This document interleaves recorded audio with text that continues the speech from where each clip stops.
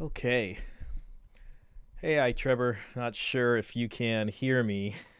I always have trouble going live on YouTube for some reason. There's like two steps. It's not like Twitch. You gotta set up the broadcast, and you gotta connect your OBS to it, and hit streaming from there, and then you gotta hit go live on the broadcast. But, anyways, I just wanted to make sure I'm live, and if you can see me, you can hear me. Beautiful. Okay. Thank you, man. I appreciate that. Shout out to you. That's going to be a test of the sound effects. Hopefully that's not too loud. I can always put them down. People with really loud sound effects get annoying. Okay, and just to kind of go over what we're going to be doing here is we're going to be going over this. You know, we've created... Wow, autoplay. All right, marriage and divorce. So this is Matt Walsh talking to James Sexton. All right. And this is significant because this is we've been kind of waiting on this interview for a while. The last big one with Daily Wire and a red pillar was Pearl and Michael Knowles, which we discussed a little bit here on this channel too. And what we know from Rollo did some streams on this, was that originally, according to him, it was supposed to be Pearl, James Sexton, and Rollo, and then Rollo got cut out. And because of that, James Sexton pulled out, so it ended up being just Pearl and Michael Knowles, which is what we saw. What was that, like a month and a half ago, maybe?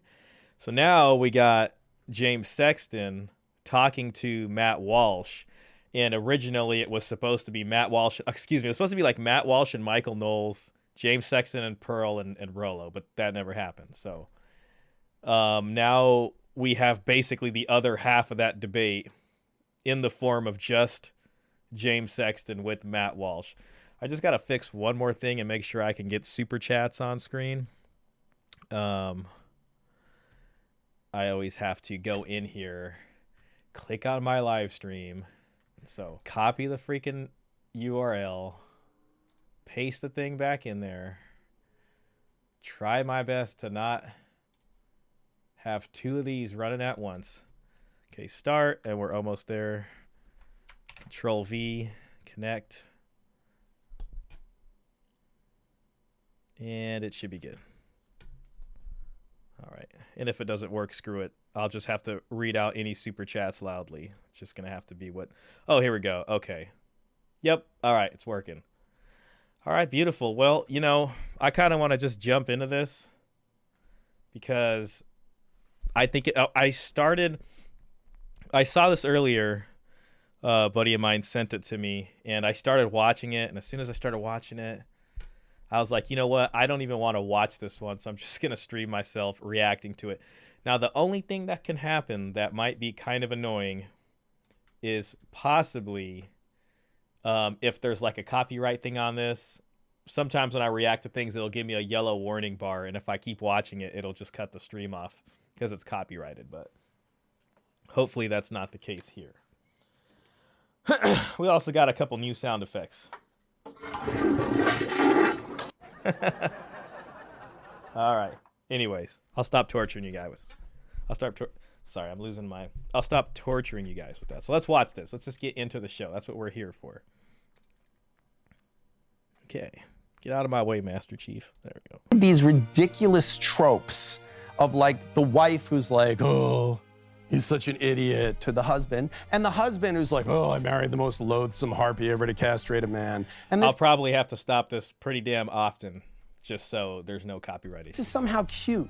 This is somehow funny, you know, and it's not. It's not. It's a recipe for disaster.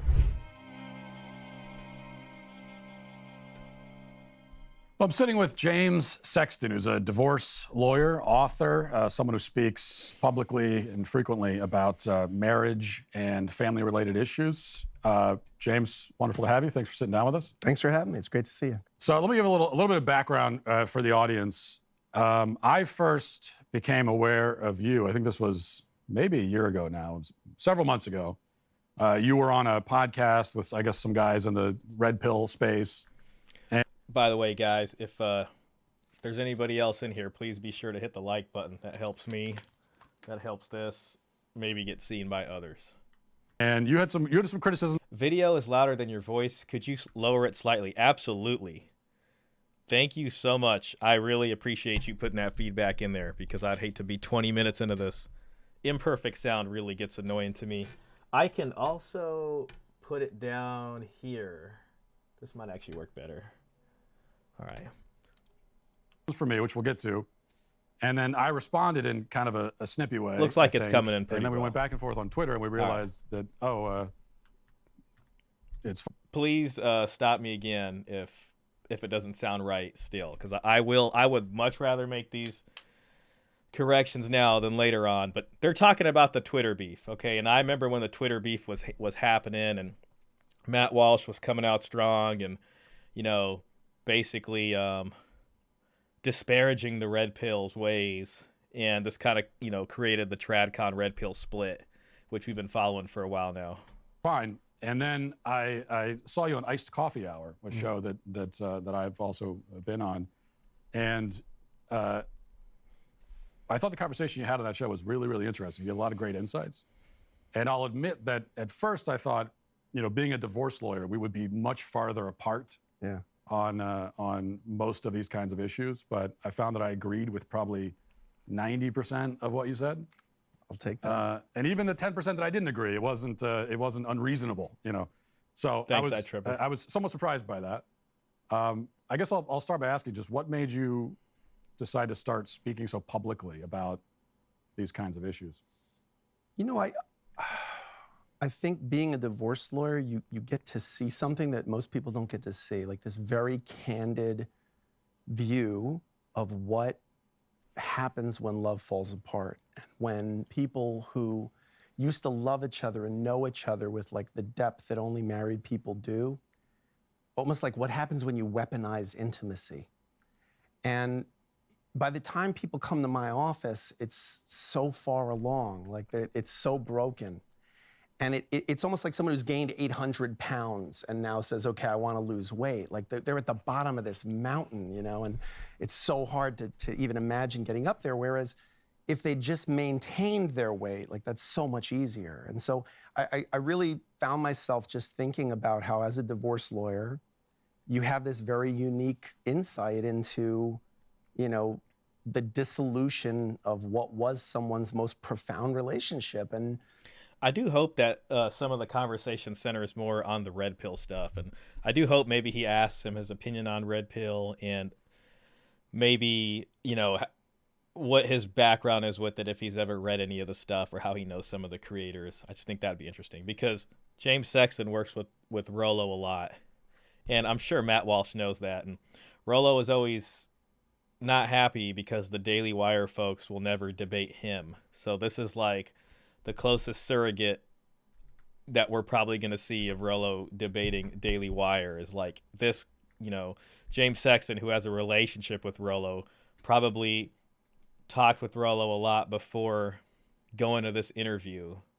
And there'll probably be some kind of, bussing in of Rollo's points in this conversation.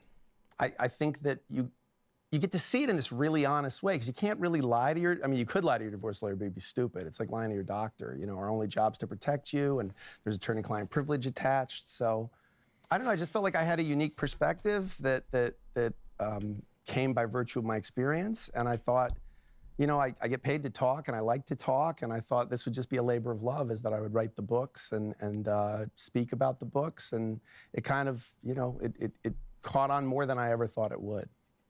Now, obviously, I want to get into all these related issues, but I mentioned the first time I saw you was on this podcast with, I think, guys that would identify themselves as Red Pill. Oh, 100%. beautiful. Yeah, Rollo Tomasi would call himself, I think, the godfather of the Red Pill. Right. And What a group of those guys. do you consider yourself as part of that scene? No, I don't, and I've been outspoken about that. I have a lot of respect for those guys. I think they're asking interesting questions. I've said pretty vocally that for guys who talk a lot about not really caring too much about what women think, they talk about it pretty obsessively. Hey, welcome in, Will. Shout out to you, man.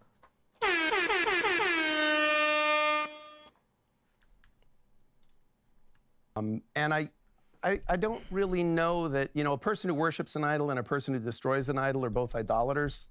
I think Nietzsche said that. So I tend to think that, I think each of these spaces has something to contribute to the discussion.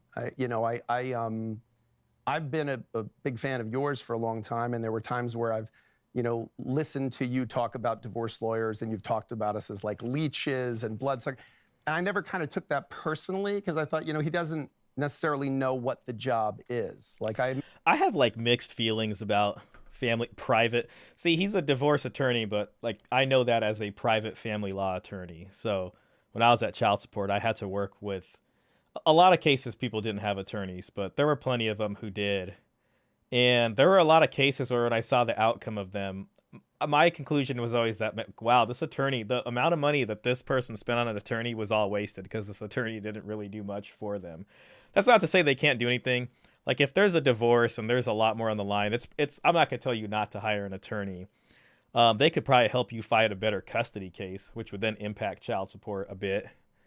But there's a lot of things that maybe they oversell themselves on. But, again, I guess what I would say is there's a lot of bad lawyers, but there are some good lawyers. And the good lawyers really know what they're doing, but the bad lawyers just take your money from you for no reason.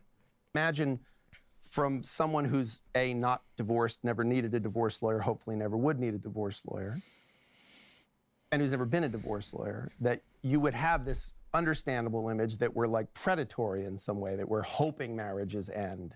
But that's like saying like an oncologist is hoping people get cancer. Like, no, this is a problem. This is a real thing, and it requires solutions. We don't need, as divorce lawyers, to stoke the flames of situations. So, I think to tie it back to the red pill space and to that discussion, I'm very comfortable talking to like any number of people who may share or not share my point of view, but who have interesting questions that they can ask about marriage. Because it's something I don't claim to know everything about. I'm a divorced person myself. I'm very blessed that my ex-wife and I have had a wonderful relationship. We divorced when our kids were 5 and 7, and now our sons are both, adults, 24 and 27. And, we've managed to have a great relationship, she and I, as people who, love our children in common. She's been remarried for many years. I've been in a relationship for many years, and we've done a really good job. I think it's the best second place we could be. It's if you can't keep your marriage together, there's a lot to be said for figuring out a way to part with a lot of love. But I think the red pill space is a space that is asking interesting questions about, why do we do the things we do as couples? What is wrong with the divorce system and the marriage system at present? How does it disproportionately affect men versus women? And those are good questions to ask. I think that's a decent characterization of at least not making red pillars look horrible, because Matt Walsh is probably going to come in and say, well, they're just spreading degeneracy, and you're going to hear the sort of Myron, sleep with 50 women deal. I'm sure they've been watching the Fresh and Fit sort of drama unfold currently. But, I don't know. I guess I kind of expected him to be a little bit more waving the banner of red pill. I think he's distanced himself from it a little bit, which is okay. But, I think he's still pretty good. I probably have described divorce lawyers as leeches and bloodsuckers. I think specifically you said leeches and bloodsuckers. I didn't take it personally, but... In fairness, though, to both of us, I'd probably describe people in media the same way, even though I'm in media. So there's exceptions to every rule, I suppose. Staying on the red pill for just a moment. Sure. There's been kind of, and they're not the only factors here, but there's been kind of this backlash against marriage in recent years. Now, we know on the left that the left has been, in my view, opposed to the institution of marriage, or wanting to sort of redefine it out of existence, basically. On the right, generally, it used to be, well, we're standing for the institution of marriage. It seems like in recent years, you have people who, I don't know if they call themselves on the right or not, but they're certainly not on the left, who now have take a very dim view of marriage to an extent that seems new to me, anyway, in the last several years. What do you make of that? Why do you think that? Have you noticed that too, and why do you think that's happening? Yeah, I've definitely noticed that too. I think it's happening for a variety of reasons. But one of the things that I think characterizes you and your perspective, right, is you recognizing the importance of basic definitions, like what is a woman, what is a man, right? So when we're talking about marriage, you have to make a huge distinction, I think, between the legal institution of marriage, which is governed by the legislature. Oh, man, I'm glad he's bringing this up because, I mean, he's making a distinction between covenant marriage and then, like, what is the secular contract of marriage, as distinct from any of the religious nature of it. So that's important. That's something that's missing from the Daily Wire conversation. Which is politics, okay? Which is, it changes the way the wind blows. It changes with the administration's changes. Like, that is a different thing. There's a set of rules right now governing your relationship with your wife. And in 5 years, it could be a completely different set of rules. But and see, like the Matt Walsh and the Daily Wire sort of come back to that as always like, well, I think they view it as more like that's divorce laws and that's for people who get divorced. But like as Christians, that doesn't even apply or would even come into play for most people who are doing marriage right, which is why they typically don't care. And right, as far as their framework of understanding goes. you signed up to take that ride, that wherever the legislature takes it, you're going along for that ride. That's weird. There's not a lot of things in our culture that are like that. Like when you get a driver's license, they couldn't say, well, by the way, we've changed the rules, and if you have a driver's license, every year that you have it, you now have to pay the following tax for it. Like you go, well, wait a minute, when I signed up for the driver's license, that wasn't a thing. Well, marriage, the rules of spousal maintenance, child support, the rules that govern fault versus no fault, the rules that govern equitable distribution of property, they are subject to massive change, usually tied to political circumstances. Like there's rulings that were just passed in New York that now change the domestic relations law to say that if you fail to provide gender-affirming care to your child, that this is by definition proof that you're not an appropriate custodial parent. Now that's changed with the judicial zeitgeist, right? But you've signed up when you legally marry for that. Now, look, you and I both, are people who have a Catholic background. So, Oh, didn't know that about James Sexton. That actually makes this more interesting because they can relate to each other on that, and maybe they'll get into some discussion centered around some of the theological points there. Forgive me if I'm stopping this too often. I just have to do it because I had one bad experience where I was reacting to something and it cut the stream off for copyright. I got like some yellow warning. Now maybe they don't care, they allow live reactions, but I just don't want to chance it with this one. I wouldn't identify as Catholic anymore necessarily, but I went to Catholic school my whole life.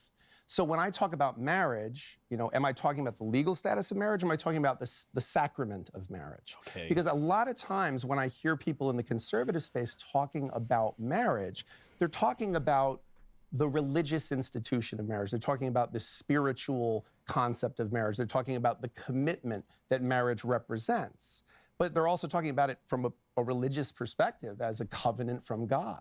And so that's a very different thing to be talking about than the legal institution of marriage. Because I know a lot of conservatives who are rightly critical of the government and rightly critical of saying, I don't know who should make the rules, but it's definitely not the people who work at the DMV. See, it's such an important point because especially conservatives, they hate big government. But when it comes to marriage, it's like, I don't know why they just don't fight against that. And I would love to hear Matt Walsh maybe say he'd be okay if people got covenant marriage, through the church or whatever their religious institution is or a ceremony, but didn't sign the contract. And it seems like they just kind of shy away from that. Definitely not Kamala Harris. It's definitely not Chuck Schumer, and yet they're quick to say, oh, you should go get married. Definitely go get married. Submit yourself to the jurisdiction of these people when it comes to the most fundamental things in your life, your marriage, your property, your relationship with your children. There you go. Those are big things. So I think what you're seeing are people arguing about a term, but they're arguing about different things a lot of the time. Like the left is saying, everybody should be allowed to get married. We want everyone to be able to marry. There shouldn't be any rules on marriage to some degree. You should be able to marry 2, 3 people if you wanted to, right? Because it's not too far of a jump to get to those things. And then the right, you have people saying, oh, marriage is an institution, it's amazing, it's wonderful, it's the foundation, it's the bedrock. I mean, I've listened to the advice that you give to young people, which I don't think is bad advice, to say, hey, you know, you're never gonna be certain that this is the person you should marry. So find someone you like, you have similar values, you care about each other, and make a commitment and move forward in life together. Like, it's a beautiful sentiment, you know, and that's a worthwhile sentiment. But I think the red pill space is somewhere kind of weirdly between that and this sort of neo, I don't know what you'd call it, but, you know, it's like not quite conservative, but it's also like trying to tear down the institution of marriage, but at the same time, it's not really, you know, fully rejecting the concept of pair bond. See, like, red pill, I see it. I mean, if you're a red pill purist, then that's going to be the Chilton Manuel Rollo understanding of it, which is it's just a sort of handbook on the intersexual dynamics between men and women. It's about attraction and how that works, and just that. But then the stuff that's built up around it in terms of like all this YouTube content stuff, how it affects the culture, all these things, the overarching umbrella of the manosphere, you can say is a reaction to, so the red pill in that sense is a reaction to feminism. And, you know, the red pill is being blamed for tearing down the institution of marriage, but they've already done that. You know, they've already passed so many laws that have changed marriage from what it used to be into what it is now, which is essentially this 50-50 deal, but we're still treating each other, men and women, in terms of relationships. The men need to be the providers 100%, and the women are expecting that. And it's a raw deal for men. Shout out to the soft guys. So I don't completely understand that perspective, but I do think we have a very conflicted and it crosses party lines, people's interest in or aversion to marriage. See, crossing party lines is interesting here because remember, people like Matt Walsh have been labeling red pillars as feminists in a sense. And it's kind of funny because red pillars have labeled tradcons as essentially feminist enablers because, you know, they are the original blue pill. Like, they're the ones who keep convincing men to keep shooting themselves in the foot. So both sides kind of have this narrative going on. Yeah, I think you're definitely right that we often are talking about different things, which makes the conversation confused and often fruitless. I would say, and I know that people in the red pill space would probably take exception to this, but from my perspective, it seems like they take a view very similar to the left's. Here we go. Red pill is feminist. They're kind of anti the institution. But what makes them not the left is that they are approaching it from what seems to be pretty anti-woman view. And I use that term very cautiously because calling anyone anti-woman or anti-man, of course, is something the left does all the time. I thought I was going to hear you say the word misogynist. I was going to right. heart attack. What happened there? But yeah, I wouldn't say misogynist, just out of principle. I refuse to use that term. You could argue that Yeah, because technically he's supposed to be the misogynist since he's holding on to old school patriarchal values, biblical principles.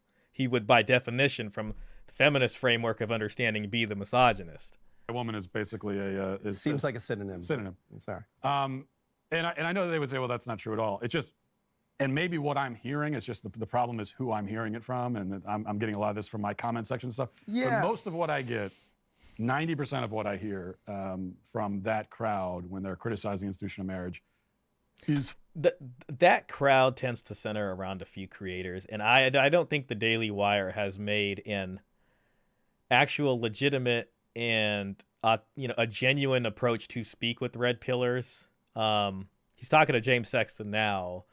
The last thing we saw was with Pearl, and we haven't seen them talk to, especially a lot of the male creators of red pill. Like, they haven't talked to Rollo.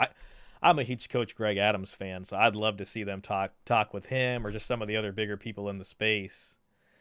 So I still believe what he's saying is a mischaracterization of the space in general. Focused on women and the problems with women, and that women are not you just can't trust women enough to marry them.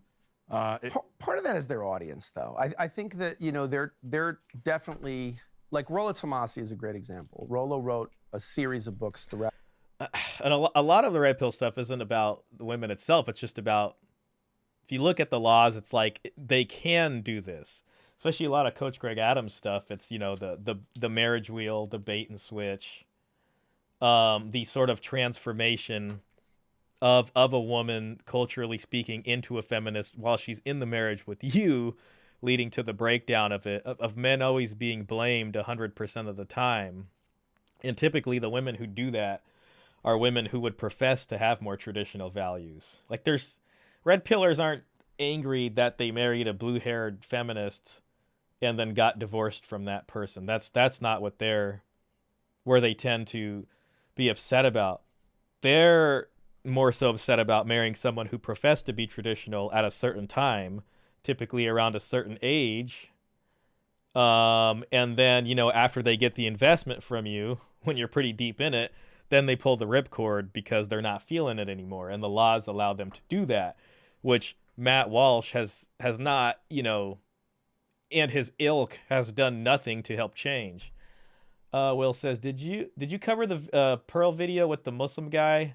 I didn't see that. I mean, like, I didn't see the full thing, but I did watch the clips on Twitter. That's where she interviewed Muhammad Hijab. I watched some of the clips. I thought it was pretty interesting. I think it's pretty cool that she interviewed him, and it shows a wide range of interviews coming from her network, which is great. But maybe we'll do that. That wouldn't be a bad idea. I did listen to a few of his clips, which weren't bad. I'm trying to see. He was on Fresh and Fit recently too, and then yesterday on Fresh and Fit they had Destiny against Suleiman Ahmed, who's this other guy from the UK. So maybe. I do tend to shy away from that stuff a little bit, but I did see part of it. I gotta tell you that. Professional male that I think are brilliant books. They're very, very well reasoned. He's an excellent writer. So he shouts out Rollo here. And this is kind of in the vein of them never wanting to talk with Rollo, but now you have James Sexton on this show specifically mentioning Rollo as someone as a representative for Red Pill. So now it would be hard for Matt Walsh to say, you know, to pretend like he doesn't know who Rollo is. I always really enjoyed his writing, and I think his perspective, although I don't agree with every piece of it, you cannot argue that it's not well reasoned. It really is. But the majority of his content online, which is eagerly consumed primarily by young men, is not as, you know, academic as his writing. It's not as, because I think it's much more popular to sort of get on and talk about, you know, the issues with women and you know, 304s and all these sort of terms that are used to sort of popularize that conversation and dumb it down a little bit. Maybe later after this interview, I can always go to Twitter and pull up some of those clips on her thing, and we can listen to them on here. Because she's got a good, like, 4 clips of her interview with them. So maybe we could do that later. To make it a little more entertaining. I don't think that it has to be that way. I think that some of these people in that space may not have much of a point of view or may not have really thought about these things in any depth, and it really is just born of a sort of annoyance at what they see as benefits women receive, many of which I think are undeniable, that there are tremendous, you know, like we had in the United States what was... God, I hope this conversation goes somewhere in the vein of James Sexton asking Matt Walsh, what are you, Daily Wire crew and, you know, big conservative doing to address these issues, especially the legal ones? I hope they have a little bit of that conversation. It's called the maternal presumption until about the 1980s. And that was a presumption that children would go to the custody of the mother no matter what. And unless you could prove she was an unfit mother, they automatically went to the mother. Now, you know, again, is there something to that? Sure, under your skin is under your sovereignty. And, you know, when a woman births a child, feeds a child, like, she certainly has a bond. Anyone who's ever seen a child and their mother knows that there's a very special bond there. But to suggest that automatically... Guys, warning, I'm seeing something that says in 40 seconds ads will run shortly for some viewers. Oh, crap, I can hit skip ads. There we go. That should do you guys a favor. So hopefully there's no ads for some of y'all. woman is a superior custodial parent to a father. Like that's, I don't know how you could say that's not misandrist, So I think that there are issues with this, and they're identifying those issues, and they're giving them some oxygen. And I don't think that's a bad thing. Too far south is north. I think that, that has to be part of the discussion. It can't be the whole discussion. Yeah, and it's certainly true that men suffer all kinds of unfair disadvantages in the system. I take no issue with that at all, and that does need to be talked about. He says that again, that needs to be talked about, but they don't talk about it. And I just wish kind of James Sexton could just ask him, like, hey, well, why aren't you guys talking about it? Like, this stuff's been out of hand for years now. It's been a problem for years now. Like, why did it get here in the first place? Like, have you guys talked about what your plan is behind the scenes to do about this? Like, I hope we get there. One of the things I take issue with is when the argument seems to be not just that women have unfair advantages. Yes, let's talk about that. But that somehow one of the major problems for the institution of marriage these days is like the quality of women is too low. You can't marry them. And I do hear that a lot. And the thing is, even that I think is partially true. But the other part that we're leaving out is that the quality of men is also right. Is that the quality of people right now? Right.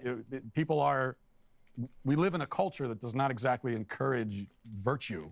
Well, and it encourages a form of like individualism above all else, right, which is antagonistic to marriage. You know what's hilarious about the individualism to all and how the culture encourages this and nobody wants to be traditional is that most people grew up with the media, especially like the highest American value is freedom, and all of its manifestations, whether it's freedom of speech, freedom of religion, free market economy, freedom to be whoever you are and whoever you want to be. And that's what we sell as, our defining feature. But what comes with freedom is necessarily a release from the traditional bonds and roles, which means that if that's what you're selling is freedom on the one hand, you can't be mad on the other hand when nobody wants to go into these traditional roles anymore, which I think is kind of an oxymoron from the conservative side, especially. Like marriage is about, parenting is about, my will is not the most important thing. I am not the sun around which everything rotates now. Like, I'm going to make this person my person, and I'm going to tie my destiny to theirs. I'm going to make, my heart is walking around.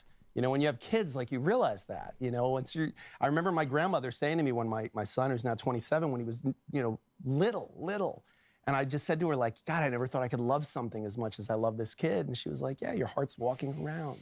And to do that, you have to have some defined sense of self, but not such a defined, rigid sense of self that self is the only thing. We've done such self-esteem work over the last 15 years that what do we esteem other than the self anymore? What do we serve other than the self anymore? And so, yeah, marriage definitely doesn't fit into that equation. But maybe marriage is a solution to that equation. Maybe marriage is a way for people to sort of say, hey, I'm not the most important thing. And that maybe if I make this other person a real priority and they do the same for me, and we have this beautiful symbiosis where we see each other's blind spots and we're committed to each other, hard times and easy times, maybe that is a solution to some of the problems that we're in. But, again, I mean, where I think I bump into a lot of issues is there's a lot of discourse about, why women commence more divorces than men. And there's a lot of discourse about the impact of no-fault divorce. And these are all things that I think get thrown into this dialogue and weaponized in ways that aren't honest and aren't effective because they're used by people on, the let's say the red pill space or, whatever we want to call it, to say, well, oh, you can't marry women because, look, women commence divorce actions and 73% of divorces are commenced by women. So that means women are coming into the casino, making all the money that they can, and then cashing their chips out 73%. Why does that statistic is true, isn't it? It is, yeah. So how is that not a sort of indictment on the way that women approach marriage? Facts all come with points of view, and here's the thing that maybe a divorce lawyer sees that other people don't see. who commences a divorce action is not always, I would even say not The often, cause an of the indicator of divorce. who wanted to end the marriage. It just means who filed the paperwork. So if a woman marries a man and she realizes, hey, I've cashed out everything I can for this guy and now I want to bounce on the relationship, I'm filing a divorce action. You're right. If 73% of divorces were commenced by women under those circumstances, that's a strong argument. 50% would be a strong argument. The reality is, much more frequently than that, I see a guy who runs off with his secretary, stops paying any expenses related to the residence. He's been the breadwinner of the family for so many years, and he's not going to just set up like a franchise. Like he's leaving this wife and 2 kids, and a man who leaves his wife for his mistress just leaves a job opening. So now he's going to go to the mistress, and he's going to have a family with her now, but he's not going to take care of his responsibilities towards the family he already has. What does that woman do? She comes into my office and she says, help. The mortgage isn't being paid. He changed the utilities to my name. I don't have a job, or I have a job as a teacher part-time because I've been raising our children. What do I do? And I have to say to her, you have to file for divorce. And she says, well, I don't want a divorce. I'm not the one who wanted a divorce. I want to figure out a way to reconcile. I want to go to counseling. I want to work it out. I'll forgive him for the transgression if we could just figure it out. It's definitely painting women in as favorable of a light as he can here. And, I will give him that, it's not, the cause of a divorce may not be a one-for-one with who actually goes to the courthouse and files a petition for a dissolution, judgment, basically. But at the same time, most of what the red pillars complain about in terms about what a woman can do or what the law allows them to do or how the law divvies up assets and breaks things down, when you combine that with feminism and equal opportunity employment, still all stands. And I'm sure he'll acknowledge that, but other than that this will just come off as still blaming men. Like, wait a minute. I mean, if you were just more masculine or you just employ some of the Matt Walsh date night advice or whatever they got to say, then that shouldn't matter. But the fact is the fact that the laws are the way they are, it doesn't matter if even, it was 30% of the time it could be interpreted as the guy's fault, or this many percent of the time it's just those need to be fixed. Out for our kids. But the problem is, you can't force someone to stay married to you. You can't force someone to come back home and pay the bills unless you've filed a divorce action. So we file divorce actions all the time for people who do not want to get divorced, but who are in a position. I can't just go to court without an action and say, Judge, can you issue an order? I have to have an underlying action, and the action is an action for divorce. So that's why that statistic is so wildly misleading. Now, again, I'm not saying that he can't say what it is or what it isn't. You know what I mean? It's like his private practice of like, okay, I've seen cases where, they did file it and the other guy seemed like a terrible person, does not negate the general trend, in my opinion. It can't be proved what it is. But I do think Matt Walsh will probably run with this and be like, see, that statistic's complete bunk. It's completely wrong. It's even the other way around, but we'll see.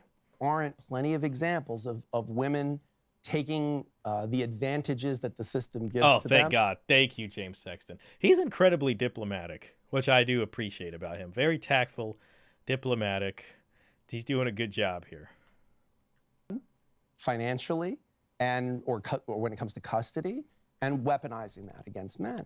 But you cannot just look at that statistic and say, oh, that's proof that women are cashing out of marriages.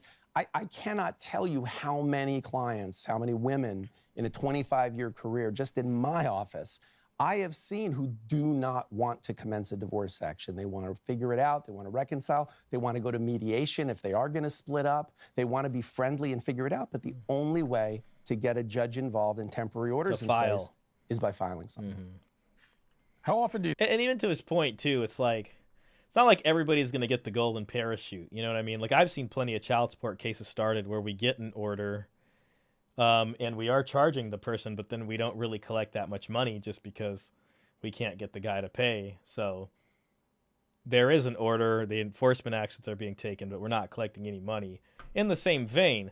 But regardless, it's still if you focus on just the way the system is and how it's built, there are still injustices there. I think because the hypothetical scenario you just laid out there seems like a pretty clear good guy versus bad guy scenario. Yeah. Of course, I guess It's pretty common.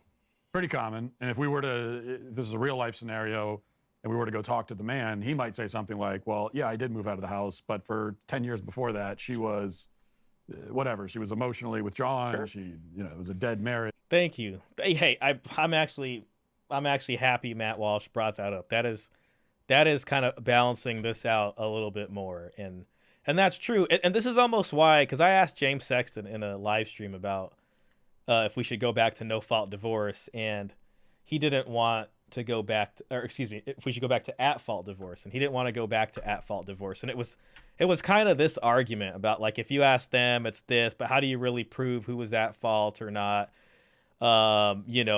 Maybe it looks like they cheated, but then when you talk to her, she's like, this person was emotionally abusive for years and this and that.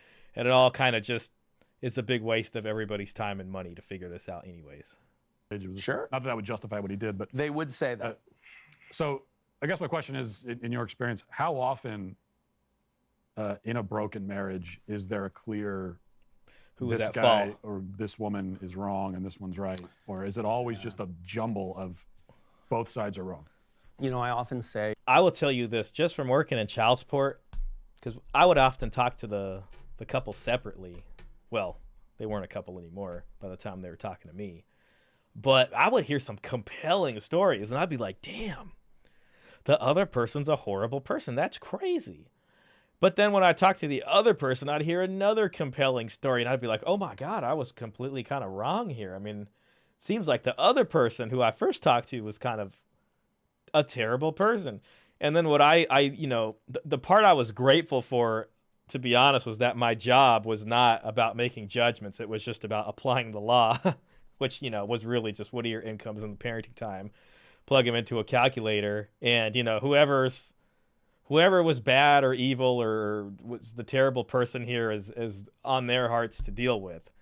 But yeah, each side has a very compelling argument to make, and it really is hard to say that. Now, there are some things that you could say this, like having rules that are boundaries that get crossed and saying, yeah, no, you're definitely at fault regardless, is still something that can happen. Like a woman going out and cheating on the husband and those kids not being his, regardless, I don't think can be justified anyway. She should clearly be at fault in that case, but there's a lot of these other scenarios. that the truth is at the bottom of a bottomless pit when it comes to marriage.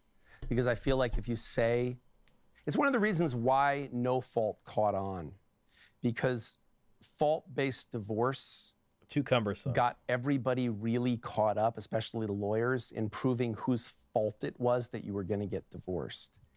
And it really was exactly the discussion. I mean, sometimes you have the perfect villain and the perfect, victim, but a lot of the time there's complexity to it. It's, well, he was sleeping with this person, right? But that's because, you weren't sleeping with him. There Well, I you wasn't go. sleeping with him because he never talks to me. Well, I don't talk to you because all you do is fight when we talk. And it's like you kind of go, all right, well, you're right. Like none of the things you guys did were the solution. Like the solution was not stop talking to him completely. And then it wasn't stop sleeping with him. And then it wasn't stop. See, in the whole bottomless pit thing, it's like you can go in the bottomless pit and say, well, yeah, this was the reason this happened, or this was the reason that happened. But then still, it's like, okay, if someone cheats on their partner and the other person isn't cheating, even though the other person wasn't communicating with them properly, and that led to the cheating, is that person still justified in cheating? I don't think so. I mean, they should have just left before they started doing that. Or, I don't know, you know what I mean? I think you could still make a case to say this is the person who did the cheating, regardless of a lot of this other stuff. They could have maybe brought this to court before they did all this stuff. And because they did that, they are at fault. I don't think it's impossible to say that, or that that's even wrong. So you should sleep with somebody else. Like there were ways to solve this, that didn't involve letting it metastasize in the way that it has. But, I do think sometimes it's not that nuanced. I mean, you know, I've said before that, you know, there's 10 commandments in the Bible, and 2 of them are don't sleep with people other than your spouse. I mean, thou shalt not kill got 1, but don't covet your neighbor's wife and don't commit adultery. It's like God was saying, like, don't steal, don't bear false witness against your neighbor, don't sleep with someone you're not married to. Seriously, don't sleep with someone you're not married to. And I think this shows you how long this has been a problem. You know, a real problem in societies, all kinds of societies: infidelity, adultery, our inability or unwillingness to control our sexual desires, you know. And sometimes you see pretty clear examples of that in divorces where people are just, you know, running around like they weren't married. You're seeing it more in the modern culture where More promiscuity. there's really not a, you know, people aren't like put up as heroes for being fidelitous in their marriage and being dedicated to their kids. It's not really as sexy of a thing, you know, as you know, like, yeah, I moved on. I defined who I truly was. And again, there's a gender imbalance there too. A man has an affair, he's a lying scumbag. A woman has an affair, it's the guy's fault most of the time. Well, you know, I'm glad he mentioned that, because that is true. There's a lot of blaming men most of the time. pushed her into the arms of another man. She had to figure out who she was.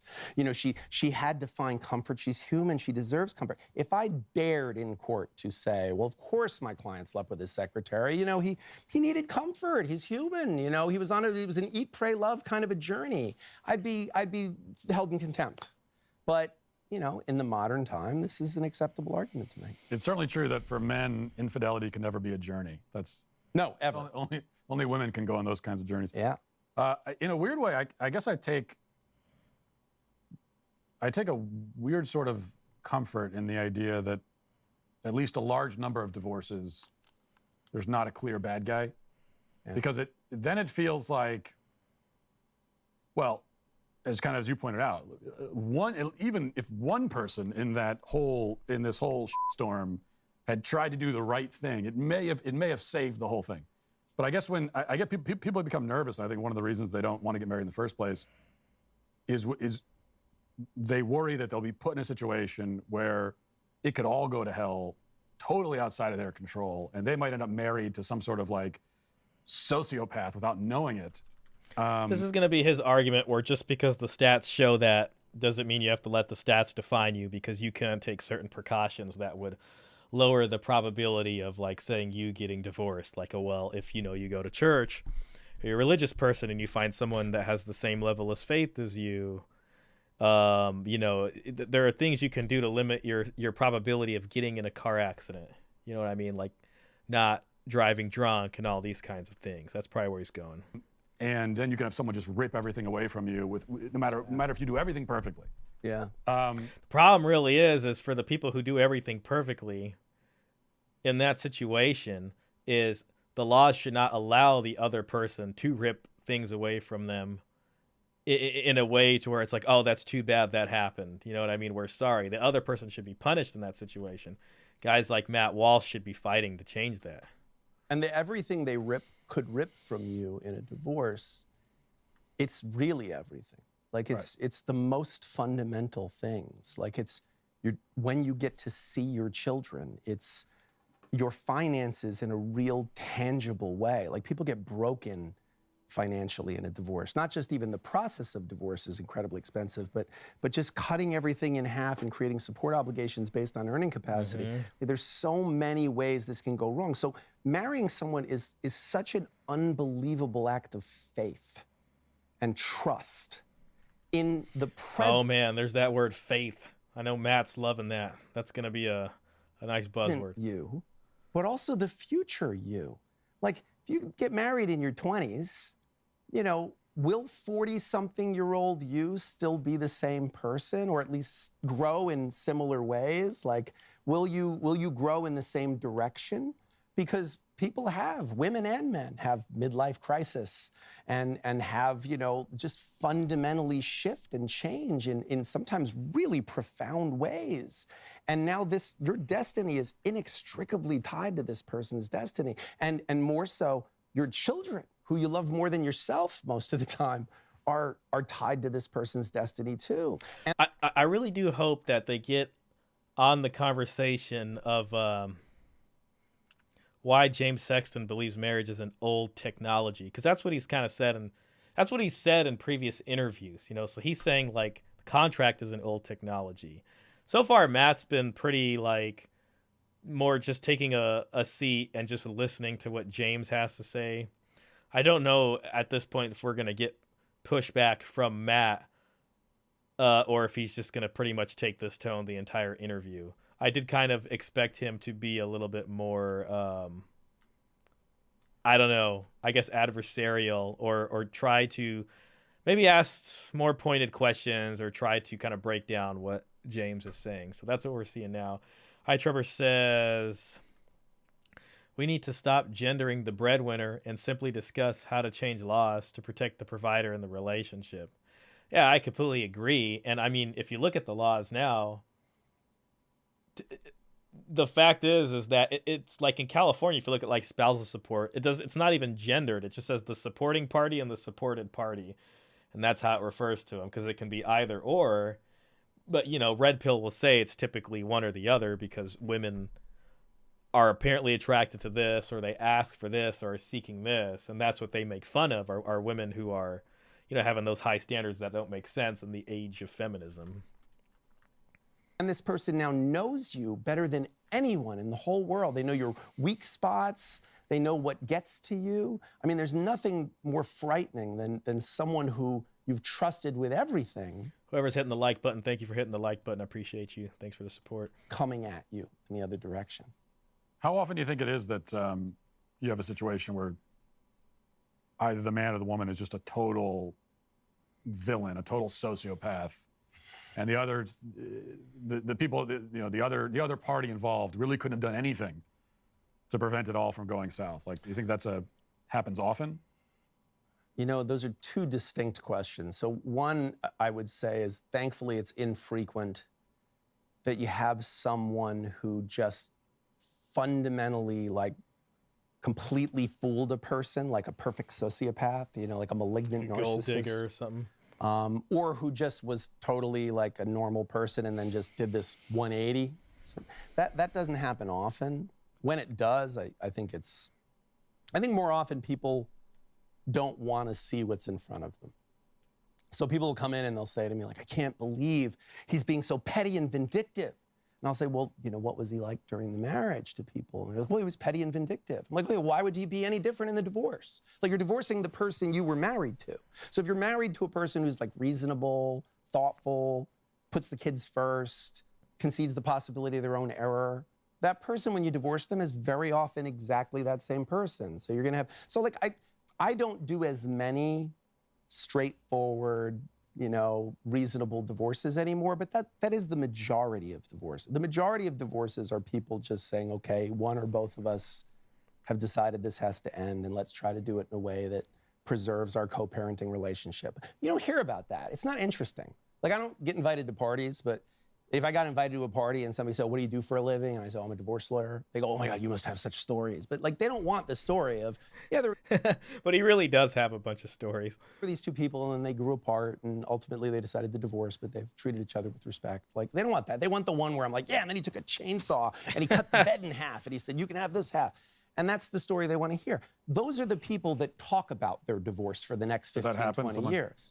See, I don't know if Matt Walsh can accept that as a possibility of two people just realizing they're different and then not wanting to be with each other, especially if they're Christians, because, like in his faith, once you guys are married, you're yoked together and are one flesh, and there really is no divorce. It shouldn't be no divorce.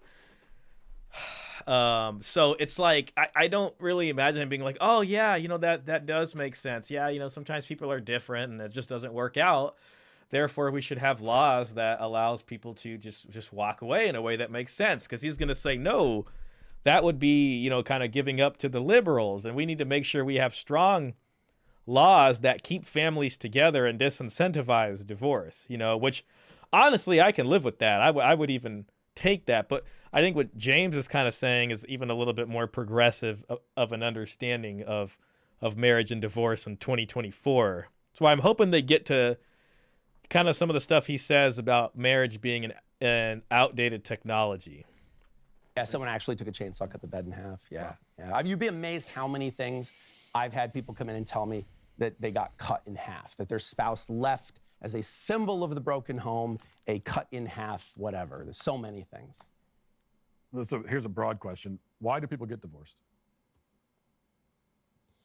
I feel like this is like, what is a woman? Because they don't want to be married anymore. No, why do people get divorced? I think there's a lot of reasons why people get divorced. If I was going to take like a big answer for that. I guess I'll narrow it I down. feel like the thing he's probably said because they don't want to be married anymore is probably the long and short of it. It probably is really the answer. Yeah. What do you think is the main cause? What we often hear is that money is the main reason people get divorced.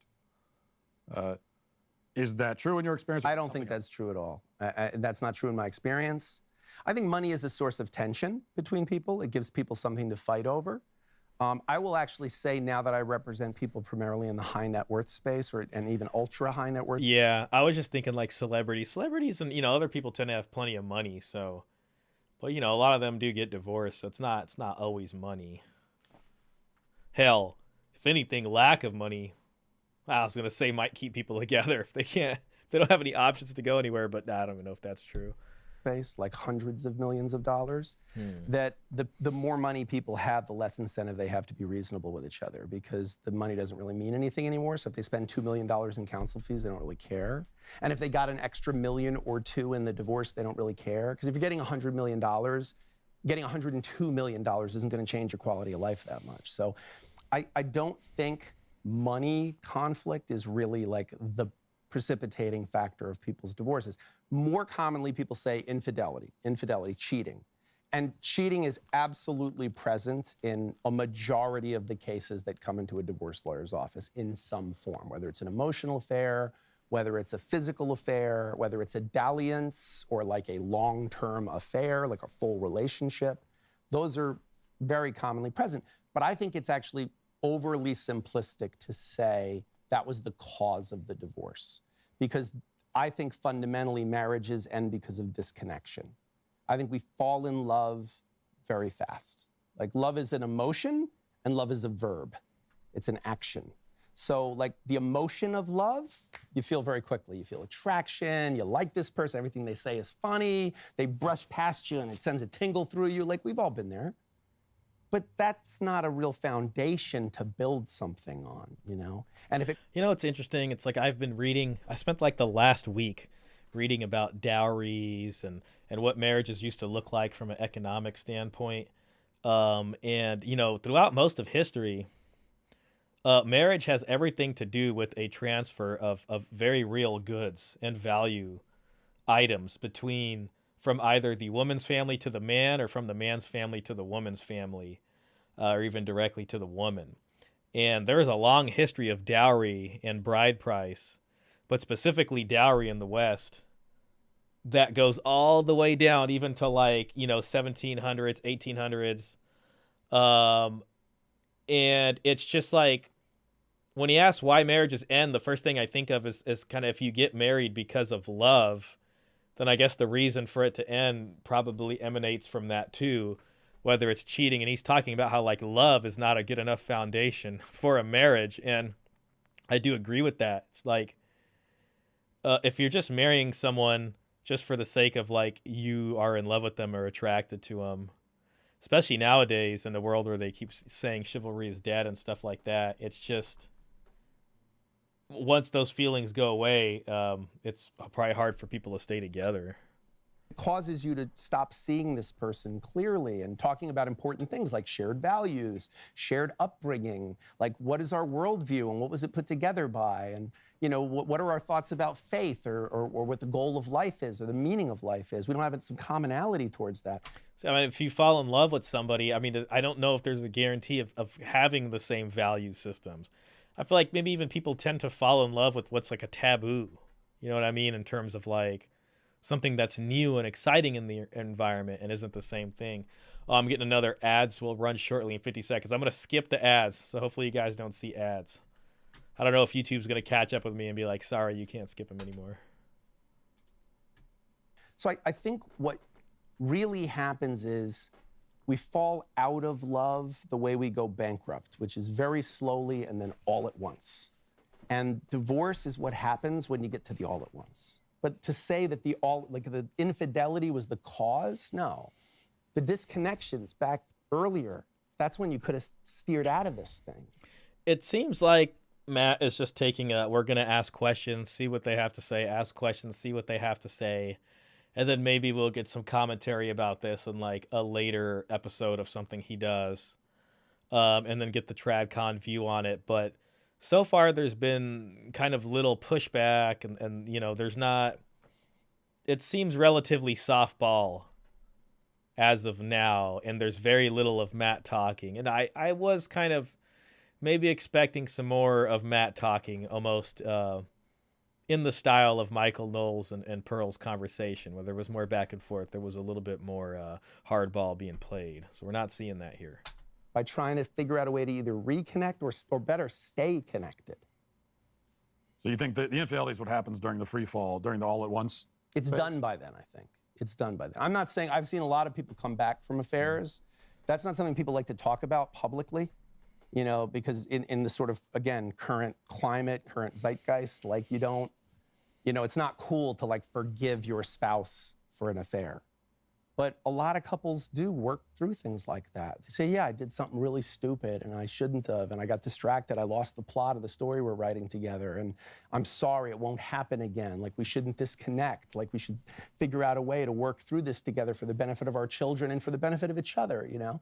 And people move on. They go to, you know, they go to counseling, or they work with a rabbi or a priest or whoever they're gonna work with to like reconnect in real ways. But you know, it's very easy. Like, wouldn't it be great if there's just one thing you could blame everything on? So that's what happens sometimes, is he has an affair, or she has an affair, and then that becomes, well, we got divorced because he had an affair. It's, your marriage had so many problems with it.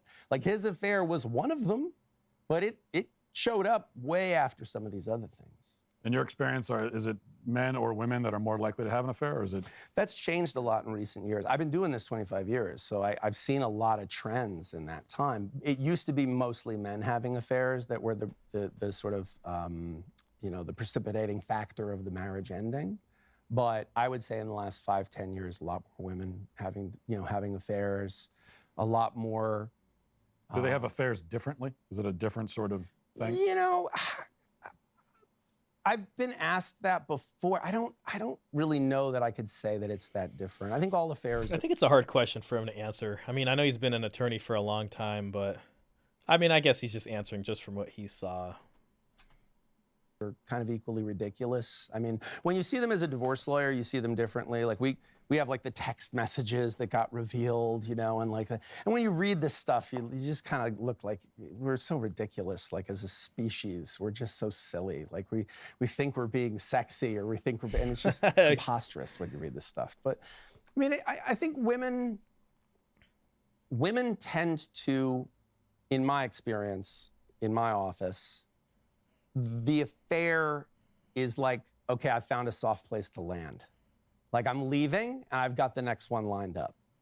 Whereas men, a lot of times, it's just they're being idiots. They're not thinking clearly. They're just, you know, it's more sexual in nature. It's interesting as the women having the thing lined up would kind of be in line with sort of the red pill monkey branch and thing. You know what I mean? It's like they got their hand firmly on this branch while they're still holding on to this one before they, you know, go over.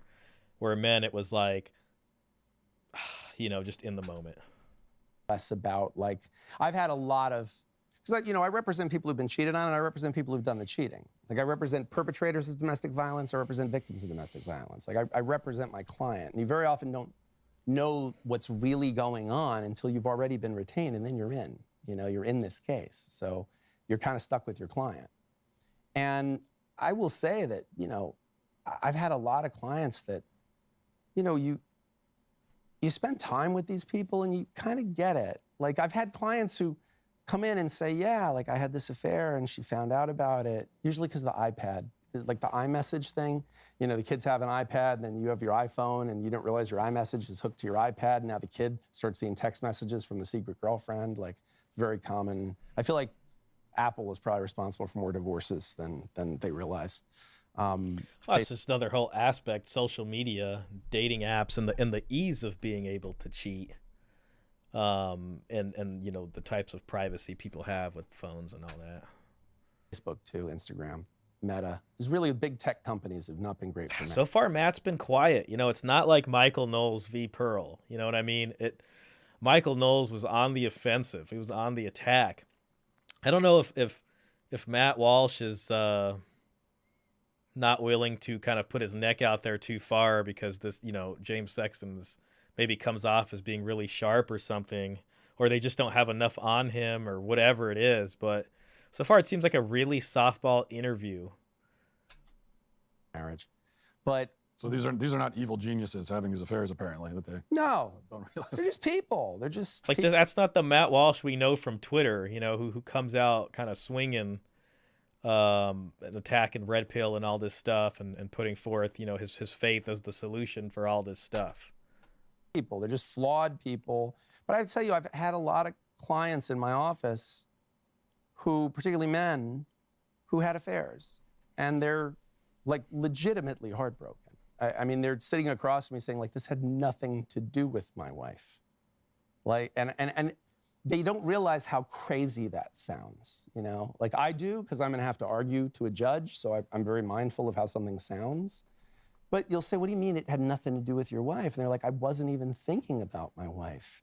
And I go, well, that's the problem, is you should have been. But they really are sincere when they say, but I really love my wife. I love the family we have together. I love the history we have. I love our children. I love her parents. But we don't have that connection anymore that we had, like a romantic or sexual connection. And, See, that's marrying for love right there. And I don't know. I mean, people are encouraged to marry for love, and people are trying to do this very traditional thing based off something that people didn't really do a long time ago. It was more so a family-driven affair. It was more transactional between families and less about love, so to speak. Again, I'm not a marriage counselor. I'm not a therapist, but like sex is the glue. I mean, what's the difference between a roommate and a spouse? Like you have a romantic and sexual connection to this person. And if that's gone completely out of the marriage, or it used to be 90% of your relationship and now it's 1%, like that's not healthy. That's not a good idea. Like that's not necessarily a human, a human needs not being met there. So I'm not saying the answer is go have an affair.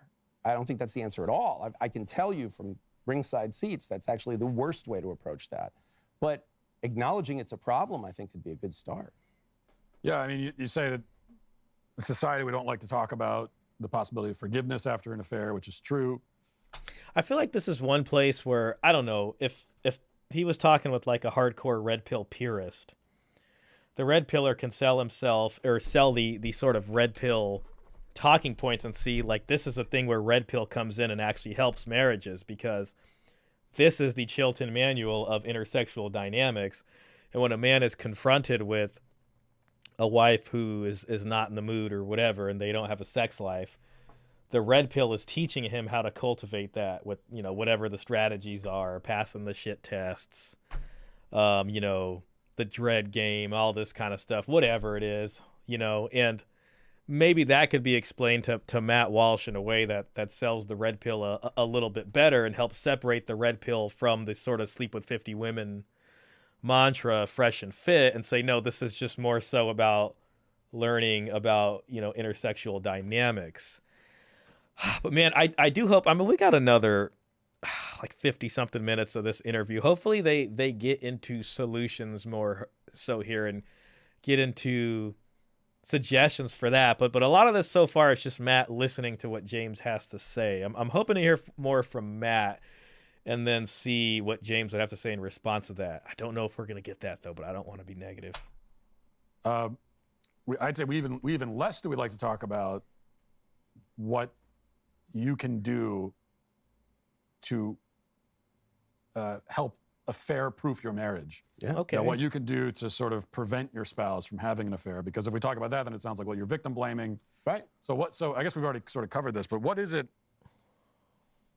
I find as a married man myself, the idea of having an affair, I honestly find it mysterious. Like, and I'm sure everybody says that, but it, not only because I love my wife and I would never do that, but also, even on top of that, this is the thing that ruins everyone's life. You see just what an absolute, how it just lays to waste lives. Everyone involved. Everybody involved. Everyone. And it's like, there's nothing in the world less appealing than that.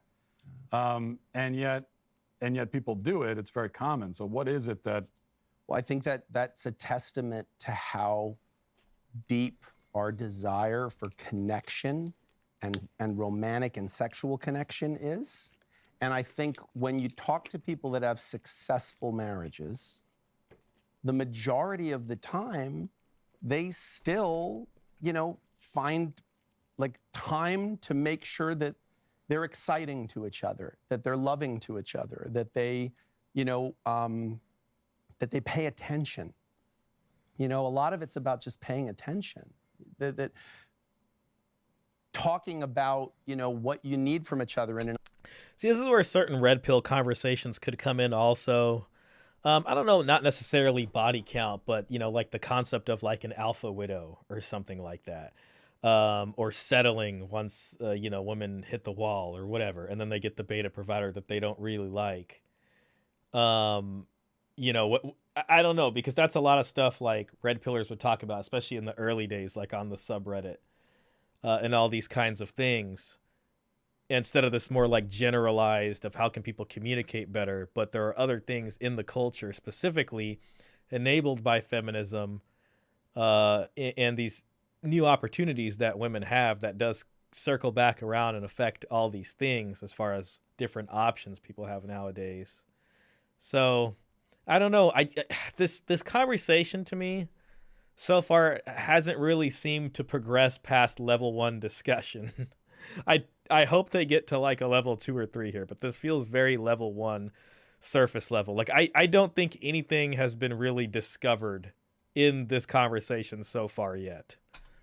Honest way, having difficult conversations when you have to, neither dwelling in what's wrong in the relationship nor denying it all the time. Like I think, look, you're married, you have 6 kids. Like right now, you're at the stage in life where you guys are just trying to like manage this like massive, you're running a child care center together basically. And just find in the midst of that, some affection and connection and love for each other in some way. Like that's, again, is it sex? Is it attention? Is it compliments? Is it praise? Like when you talk to men who are happily, successfully married, they'll very often say like, yeah, I make a point of like telling my wife how beautiful she still is and how I would still pick her out of it. Even just now when you were describing your marriage, you're like, well, I wouldn't do that because I'm crazy about my wife and I've got a really great wife. Like, okay, well, you're already, I'm sure you tell her that, I'm sure, the cynical, jaded, Matt Walsh, when he's alone with his wife, is very honest about how lucky he is and how blessed he feels and how, how much he admires the mother she is. Like these are all, what does it cost to do that, to say that to your spouse?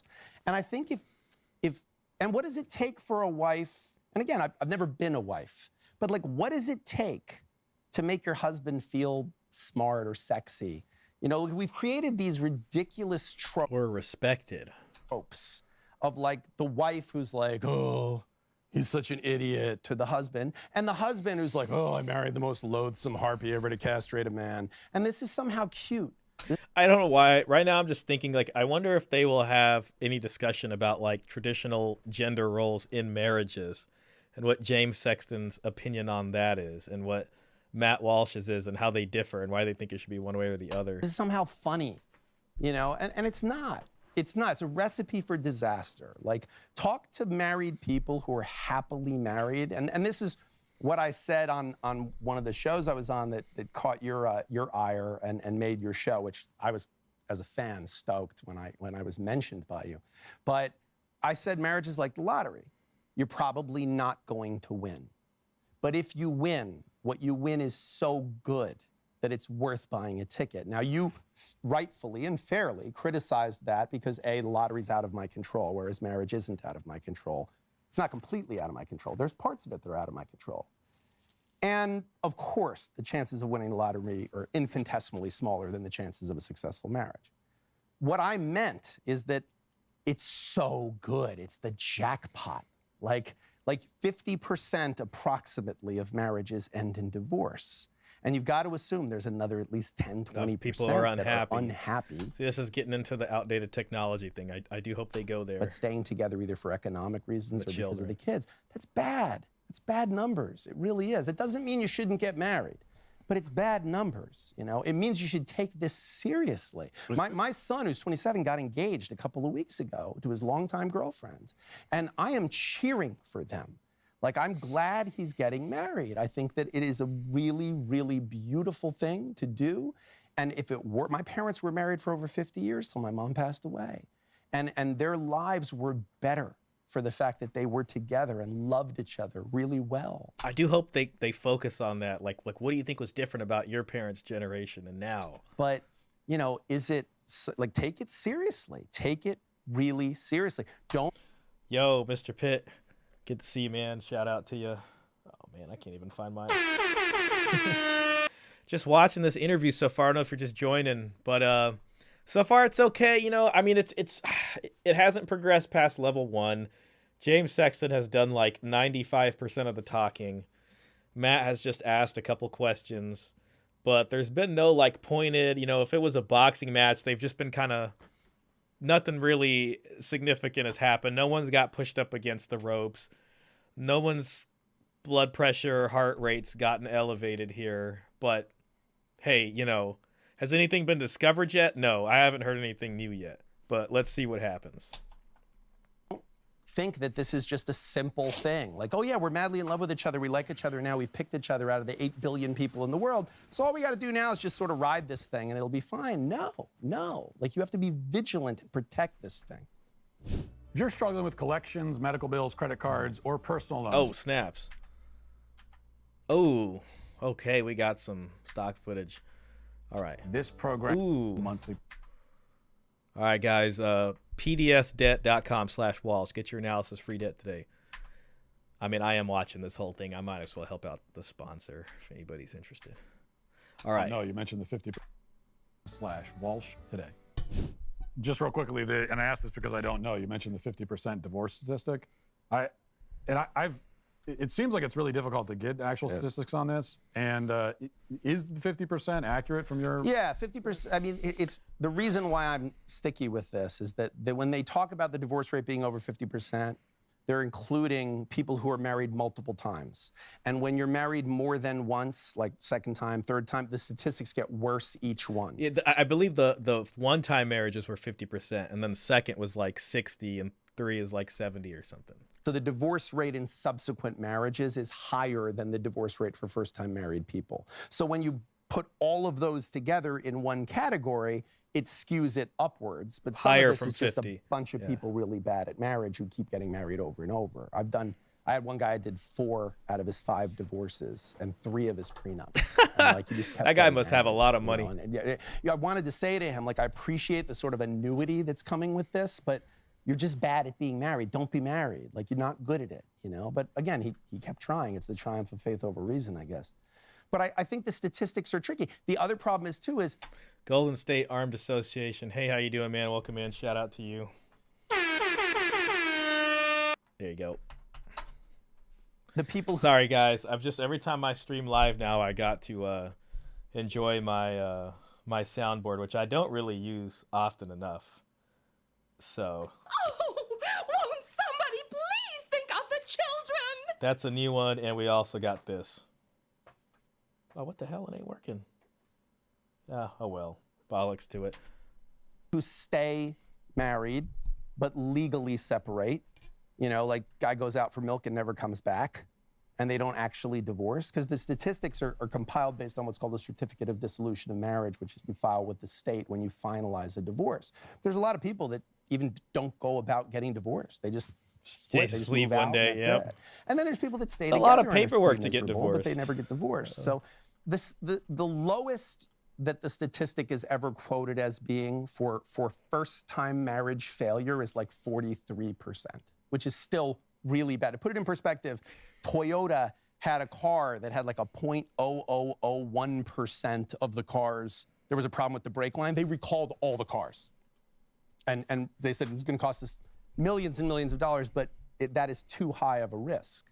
Like, think about even if it's 40%, that's a giant number of people with a giant amount of misery. Like, it's a really profound thing to get divorced. I think that's, yeah, even 40% obviously is way, way, way too high. The only, the stipulation. Not to mention the amount of children being born out of wedlock, which is just around into the 40%, just like that. I always like to make is that, let's say the divorce rate is 40%.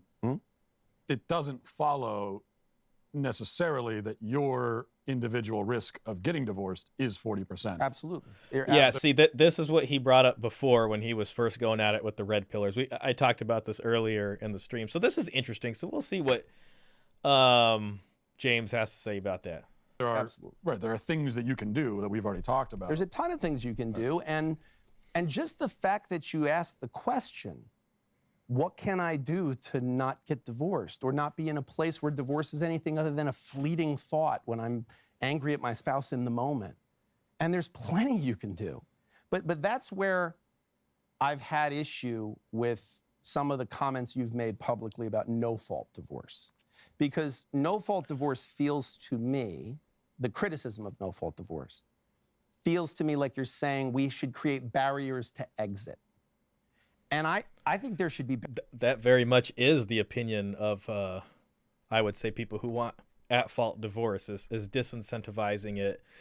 The whole point of at-fault divorce, like the framework of it was to disincentivize marriage, was to make it hard for people to divorce to keep the families together. But I know James does not support going back to at-fault. Barriers to entry. Because once you're in this situation where one or both of you, feels to me like you're saying we should create barriers to exit. And I think there should be barriers to entry.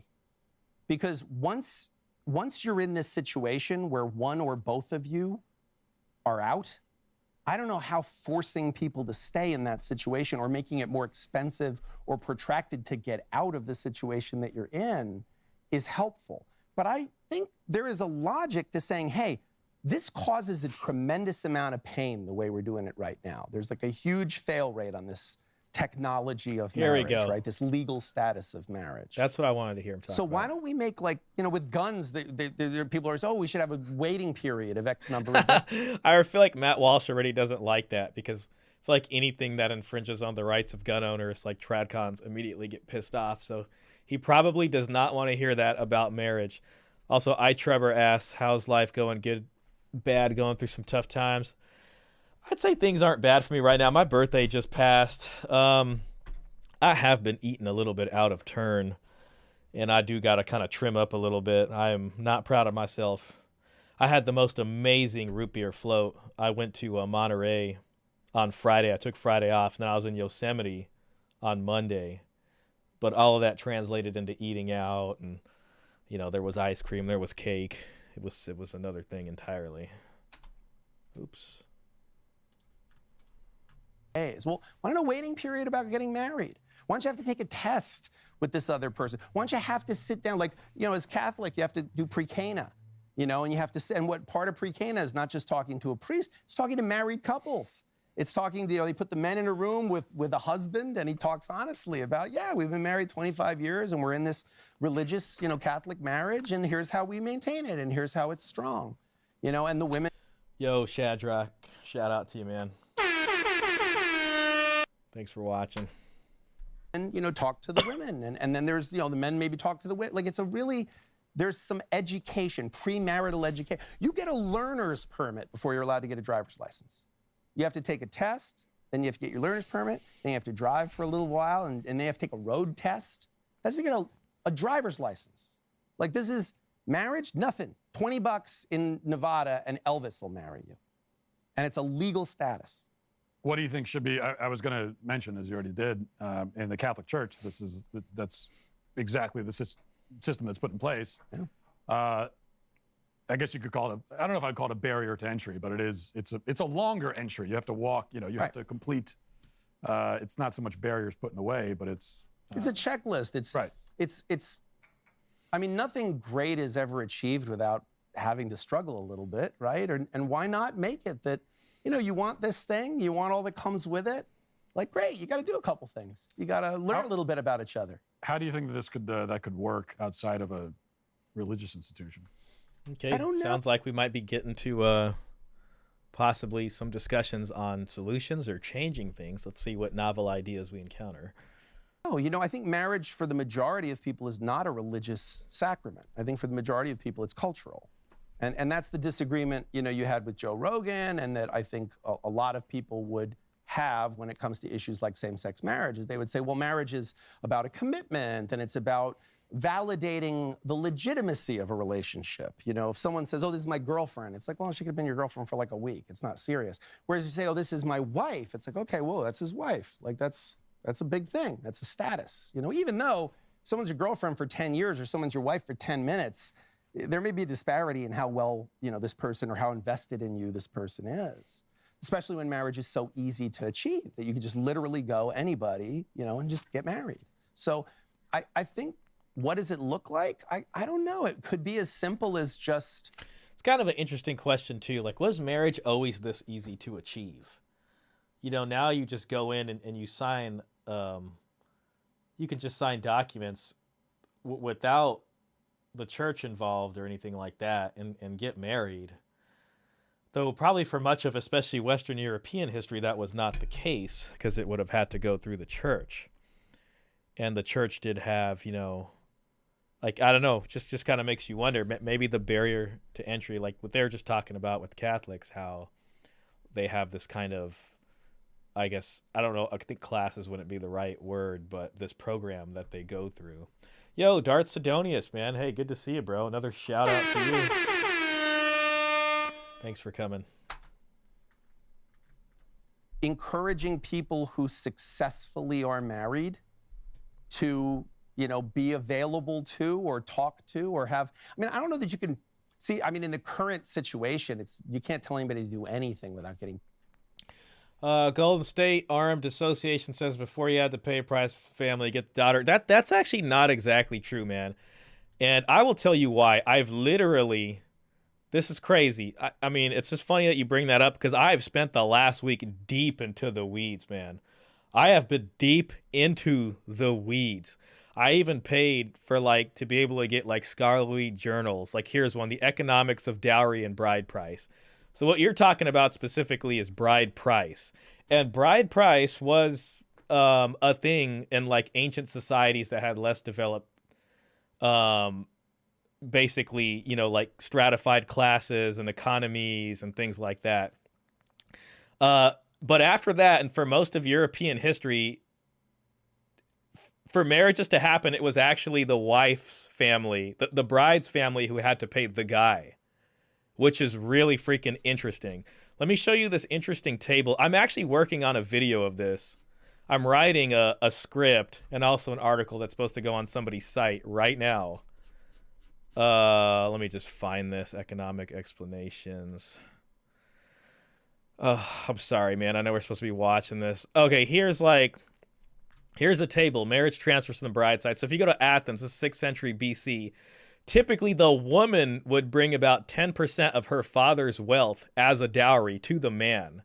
So it kind of really brings in this whole thing as men as providers, because if you're starting a marriage and she's bringing 10% of her father's wealth, here's Mediterranean Jews. They started out with the bride price, but that was in ancient times, and as they kind of became urbanized in city centers, it transitioned from a bride price to a dowry. And they would, on average, get 150 to 1,500 dinars for a dowry to the man's side, right? And what's crazy is that 800 dinars could maintain a family for 30 years. Could you imagine getting married and then the bride's family gives you as a dowry, here's the next 15 years of household expenses? So that's why I think the soft guy era thing is pretty funny, because if you actually look at Western history, there is a huge history of men being paid money to go into marriages. And this goes for a long time, like through the 1400s, like Renaissance Italy, into England. Russia was like this for a long time. If you read Dostoevsky, I mean, Dostoevsky's fiction, but it just gives you a kind of view into what their society looked like pre-Bolshevik revolution. It was the same thing. Dowries paid to the man. And it's interesting because you might ask, like, why? And it's entirely dependent on the economic output of the individual. So in societies where it was like light agriculture, horticulture, and like small tools like the hoe was used, that women could use, you would pay a bride price, because if you're taking her from her family to your family, you're gaining from the income she's now bringing you by her working on the farm. Then when it moved over to a more sophisticated style of agriculture like the plow, where typically a man had to do it, now you start transitioning into dowries. And then as you start getting urbanized with the merchant class and all this kind of things, in order for a family to make their daughter look attractive to who the breadwinners were, they would have to pay a dowry. And this wasn't just on the top of society, like this stratifies down. It's actually really interesting to think about. Here's Tuscany and Florence, 1475. So that's heading towards the Renaissance right there. I think 1440, the printing press is made. So 3 times average fiscal wealth per household. 6 times annual wage of skilled worker. I wonder what that would translate to today. Like, what's a skilled worker make? Like 70 grand? So what, 6 times that? So say you start a marriage and like you get $420,000 right off the bat. Like, hey, the house is taken care of, But nowadays it's funny, right? Because it's like the man is expected to be the provider, get all this stuff figured out. But women are taking half the job. So I don't know. It's interesting. If I've learned anything from reading this stuff, man, is that there is a huge ebb and flow of the economics of marriage. It's very fascinating, actually. Okay, so let's just get back to this. I've distracted enough. I just get really excited about this because I've really been working on this like for literally the last week and a half. Like I've been doing nothing but reading about this specific topic. Pilloried for it. So I don't really know the. Oh crap. Sorry, let me look at the chat. Oh man. Forever is a long time. I like the saying, I am doing better than I deserve. You know what, who used to say I'm doing better than I deserve is Dave Ramsey, I think. Every time someone would call in on the radio show, I'd listen to him on my way home from child support. And people would say, they'd be like, how are you? He'd be like, better than I deserve. So family of bride would encourage her to stick with the guy since they are heavily invested. Yeah, that's true. There's a lot of pressure there. Yo, you know what else is crazy? Sorry to keep going on about this, but it also has a lot to do with inheritance. So typically in societies that are dowry given, where the daughter gets a dowry, were societies where she doesn't get the sons get the inheritance after they pass away, but the woman's inheritance was the dowry for her marriage. So the woman gets her inheritance at the marriage, which is in the form of the dowry, and the sons don't get a dowry. They get they would inherit the whatever wealth was left over when the parents passed away, because they were kind of in charge of maintaining the parents and taking care of the parents in their old age and stuff like that. So what you'd see for dowries were typically movable goods, right? So this could be like cash, jewelry, things like that, livestock. I mean, you do see land sometimes if they're really wealthy, but for the most part, like the homestead, the farm, that would be what the son inherited, and it stays in the son, the patrilineal lineage there. So there's like this really interesting economic part to marriage that lasted for a long time and is a part of traditional marriage that has kind of gone away, that I think if we really look into that and study it and learn about it, it might help at least add a little bit of balance to the situation. All right, James Sexton's like, hey, come on, man. Aren't you supposed to be listening to my interview? And that Dan the man, yo, welcome in, man. Big shout out to you. Appreciate you being in here. It's really interesting to look at the history. Yeah, man, it really is, bro. I'm sorry, I'm so excited. Let me show you some of this stuff I've been reading. Uh oh man, where's my folders? Ooh. Yeah, so check this out. Yeah, so this I already showed you economics of dowry and bride price. This one's really freaking interesting. Just goes through a lot of stuff. I've been writing this right here. I'm writing this because it's kind of helping me script it out to make a video about it later. Then I've been reading this book right here. Like, I have been staying up late reading this freaking book, man, and it's really dry, and it's not fun, but it's really freaking interesting, which, to be fair, is kind of fun to me, but a lot of people would not consider this fun. But it's written by Jack Goody in the 70s. It's from Cambridge. And this guy goes deep, man, into the development of the family, and just certain things that the church did that really changed how things used to be in Europe. And I'm not saying the church did this intentionally.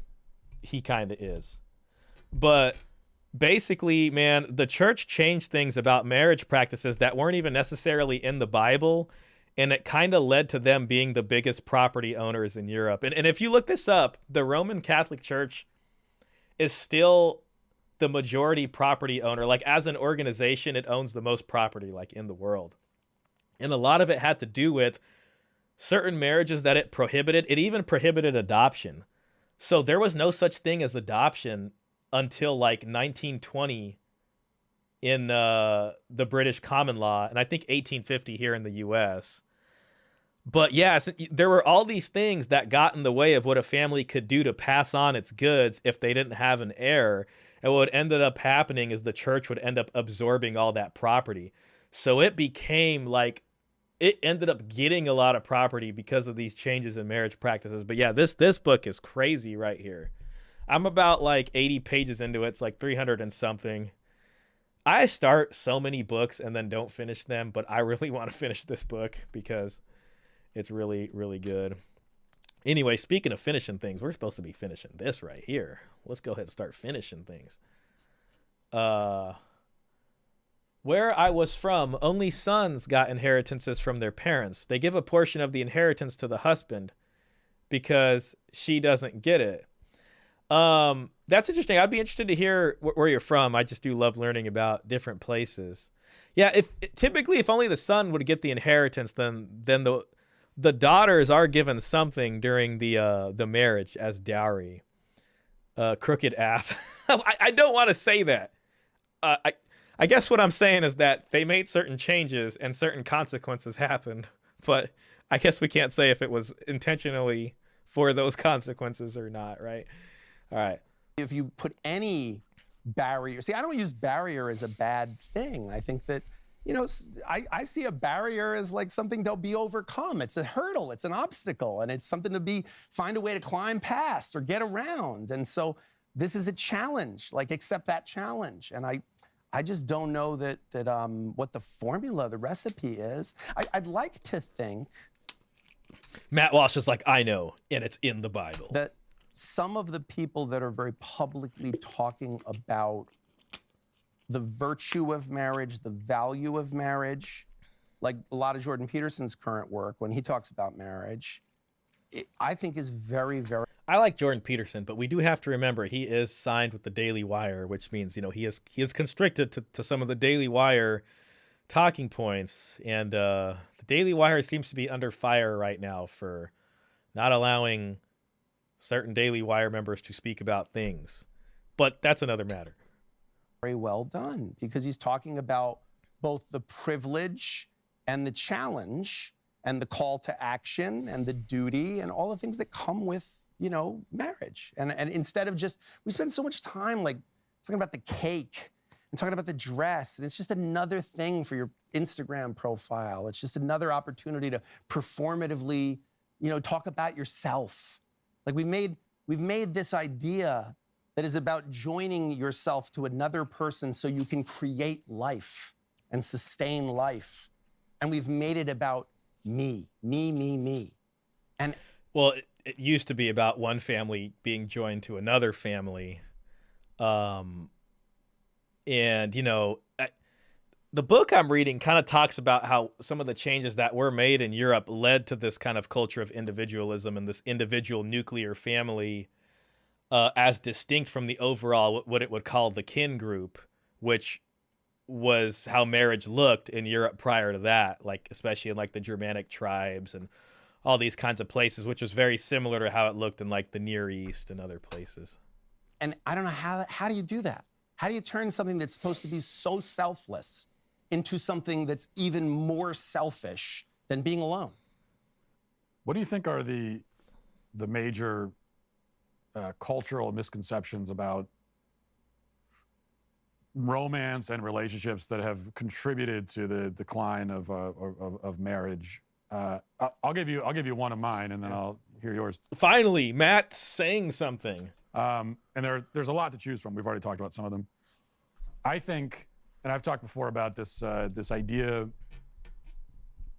popularized, though not invented, of course, by a lot of the Disney movies that my generation grew up on. But this idea that you got to find your soulmate. You find your soulmate, and then you marry your soulmate, and then you'll be happily ever after. And the problem with that idea is that it gives you this notion that there's one person out there of the 8 billion who was destined for you in the stars, and you have to find that person.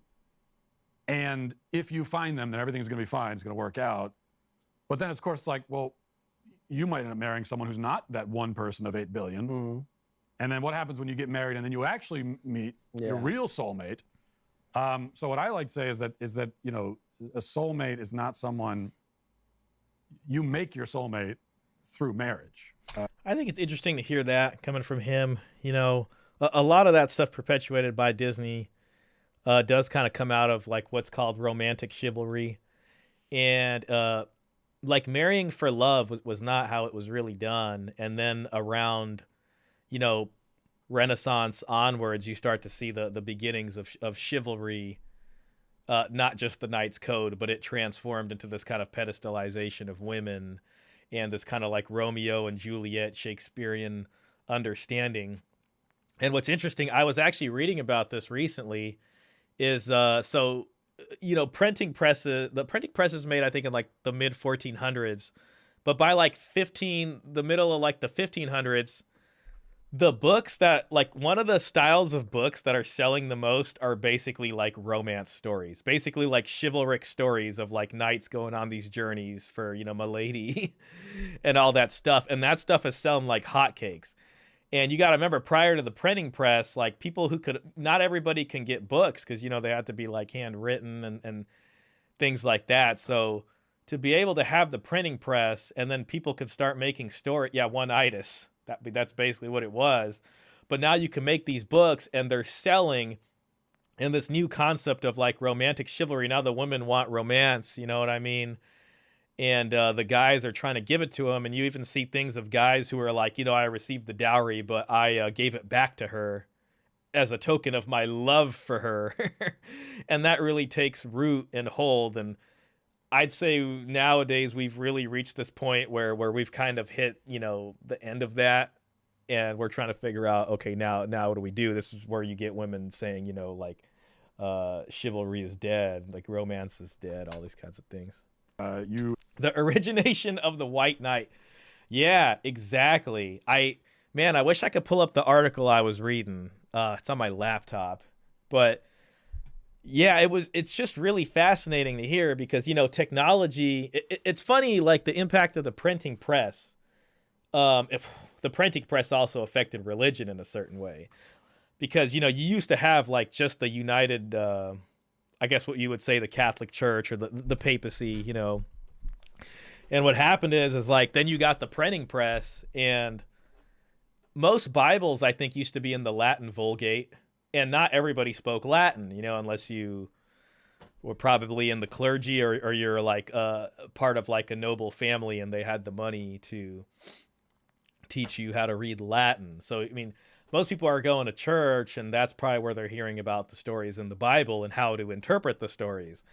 But then with the printing press, you started getting like what's called polyglot Bibles. So you'd have these Bibles that have like columns, right? And in one column on the page, it's the Latin Vulgate. And then on another column right next to it, it's like, vulgar German or whatever language, like the common profane language of the profane of the commoner. So now, like, Klaus, the blacksmith, comes home from a long day of work, and he's, having his cup of tea in the evening, and he's reading his polyglot Bible. And Martin from, the cobbler is doing the same thing. And they're sitting here like, wait a minute. Oh, I know that story in the Bible, but it actually says this, and he can't read Latin. He's sitting here, he's reading it in vulgar German, and there's probably mistranslations going all around.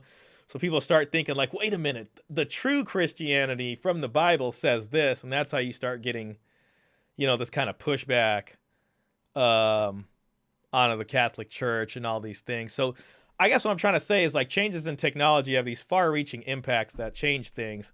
And we kind of have our own printing press, right? Our own printing press is social media, YouTube, dating apps, right? Like this is our printing press, like sudden communication. And that's had these far-reaching implications on these institutions that used to work fine, that guys like Matt Walsh are trying to figure out, like, what do we do from here, It's in the act of saying I do that you're choosing, you're selecting them and saying to them, you are my soulmate because I chose you. Right. You are the one because I chose you. It's not, I didn't choose you because you're the one because I chose you. And I think when you look at it that way, you're taking more control over your relationship. Yeah. Yeah, and I think that's I actually think that a slight variant of that really preserves what is most beautiful in those Disney concepts. Because I would argue that that person is your soulmate then. Like that they are exactly the wonderful, perfect, flawed person they're supposed to be. And they see you as the wonderful, perfect, flawed person that you are. And you're their person, and they're going to commit to you, warts and all. They're going to take the best parts of you and the worst parts of you, and they're going to love you. Like, again, love you as a feeling and love you as a verb. And I think that's like the most beautiful thing. What I think is the problem with like the Disney version of romance, or what I would call like the rom-com. Like I think rom-coms is like porn for women.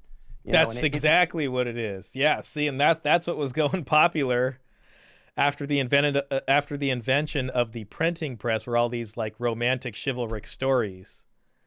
Romance novels is kind of like pretty much that for women, because like it's in the way that kind of material warps men's expectations of what they should be expecting from women. Romance novels kind of does that to women's expectations of what they're supposed to get, like, or not even get, but just what to expect from a relationship. I'm trying to think about who that lady was. Like when I was a kid and I'd go to the grocery store, there was some lady that wrote all the romance novels, and you'd see them on the shelf. Damn. I just feel like I can't remember her name. Really is this idea that you'll find this one and then it'll just stay perfect. It'll start perfect, or it'll start with like a little wacky, zany, oh, it's not gonna work out. And then it'll be perfect, and then once it's perfect forever. And only in Titanic did that actually happen, because he dies. Like if he'd stayed alive, in 6 months, she'd have been like, all right, enough painting with the French girls. What are you doing? Come on, like get a job, you gotta get it together. Like the truth is, the Disney films and all the things, they all end with like the kiss and the crescendo of the music, and then it doesn't show you like the day-to-day life that is challenging, because the world's coming at you all the time, and kids are amazing and they solidify your bond, but they're also super antagonistic to your bond. You can't, just like do whatever you want as a couple anymore. You can't, have sex every time you want to. You can't go on dates as often as you'd like to. You're committed to these kids, and you might have the best plans in the world of what you're gonna do, and then one of them gets a vomiting virus, and you're like, all right, that's it. I guess we're not doing that. But again, that can be a beautiful imperfection if we hold it in the right esteem. We're about 55 minutes into this. I'm sorry. I just can't help but say it again. I don't know. I just wish there was a little bit more. I don't know, man. I just feel like Matt Walsh is holding back. He's not. It's just like, I'm going to interview James Sexton. It's going to be just like the other 20 interviews I've watched of James Sexton from Soft White Underbelly or whatever it is. And Matt is just like, for some reason, doesn't want to like give his opinion or go into harder. It's just it's like 90% James, 10% Matt. I think you're absolutely right that we have created this idea of a soulmate, that you're going to meet this person and they're going to be the best friend, best roommate, best conversationalist, best lover, best co-parent, best travel companion, all of it. And if they get any He's of it being wrong, coy, Roy. ever, Yeah. you found the wrong one. You picked the wrong one. The right one might be out there somewhere, and it might just be your secretary, or it might just be your tennis instructor. You know, and that, to me, that feels really, really unfair. See, and this is like the Coach Greg Adams, the I'm not happy soundboard effect he does, which, you know, from our side is typically, you know, the guy's in the marriage, he's doing what he's doing. Then, you know, things just kind of go awry, and, you know, she's not happy, it ends. And gosh. Fair to do to people, but we continue to shove it down everybody's throats because it makes for great films, great content. I think you want to believe, you know, but I don't think it's that far of a jump. Like, you know, what you described is not unromantic of a sentiment to say. Like, I don't think so. I think it's a very beautiful sentiment because it's acknowledging our imperfection, like the inevitability of our disappointing each other at some point if we're going to be so closely tied together, but that we're not going to give up. Like, we're not going to give up on each other. We're not going to give up on this thing we're building together. And that's a beautiful, beautiful sentiment that is worthy of esteem. Talking about cultural trends, one of the big ones, of course, is people are getting married a lot later. Significant. You know, it's kind of interesting. That's, God, I'd have to look at it again, but I was reading that in European history, people did tend to get married later also, but that's another thing. James didn't say anything off. If he was to make suggestions of what to do about it, then Matt can say why he disagrees. Yeah, I mean, I guess the closest thing to a suggestion he said was the putting a barrier to an entry more so. And then Matt brought up the Catholic stuff that they do, the kind of program they go through. Well, actually, James brought that up. So that's I think that's the closest we've got so far to that. Significantly later. I think the age of first marriage now for men is 30. 30s. Yeah, it's in the early 30s. Early 30s. And, you know, you go back 100 years, it was probably 10 years younger than that. Totally. So do you think that is your experience in your profession, is that a positive development? Are people less or more likely to get divorced when they get married later? Does it have no effect? I don't know the numbers on that. What I can say is it's probably too early to tell. If that's a recent trend, it's probably too early to tell. From where I'm sitting, you know, from practicing in the court system and exclusively doing, you know, hundreds if not thousands of divorces now, I think the later in life people get married, the more defined sense of self they have, and the more challenging it is for them to unify that self with another person. But when people marry younger, they're still in that transition stage where they haven't really, you know, built who they are yet. And so it presents a different, unique kind of challenges. Now, again, like, I think there's a change in when people have children, too. You know, people used to just get married and you'd have kids. Like, if you didn't, I remember my grandmother saying, because my then wife and I, you know, we were married for like why don't 2 you guys months, have and she got kids? pregnant with our son. And I remember, like, people would do the math. You know, they would be looking, I'd be seeing them say, oh, when did you get married? And when is she due? And I'd, you know, we've been engaged for 2 years. But I remember my grandmother saying to me, like, oh, when she was growing up, she was like, if you weren't pregnant within 6 months of getting married, people want to know why you weren't sleeping together. And you didn't wait until you had, like, the perfect conditions for the baby to arrive. You were like, yeah, we'll figure it out. Like, we'll figure it out. And that was Good times. Good times. part of what built the bond between the two of you, was overcoming that adversity together and that challenge together. You know, we had nothing when we met each other, and now we've built the things that we have. So I think that there is something lost. I will say, I don't know. I guess I always kind of think, I thought about that sometimes, and I kind of imagine, like, people get married and maybe not soon after they do have kids, but maybe that is a thing more for younger people around our age. They get married and wait a little bit before they actually have the kids.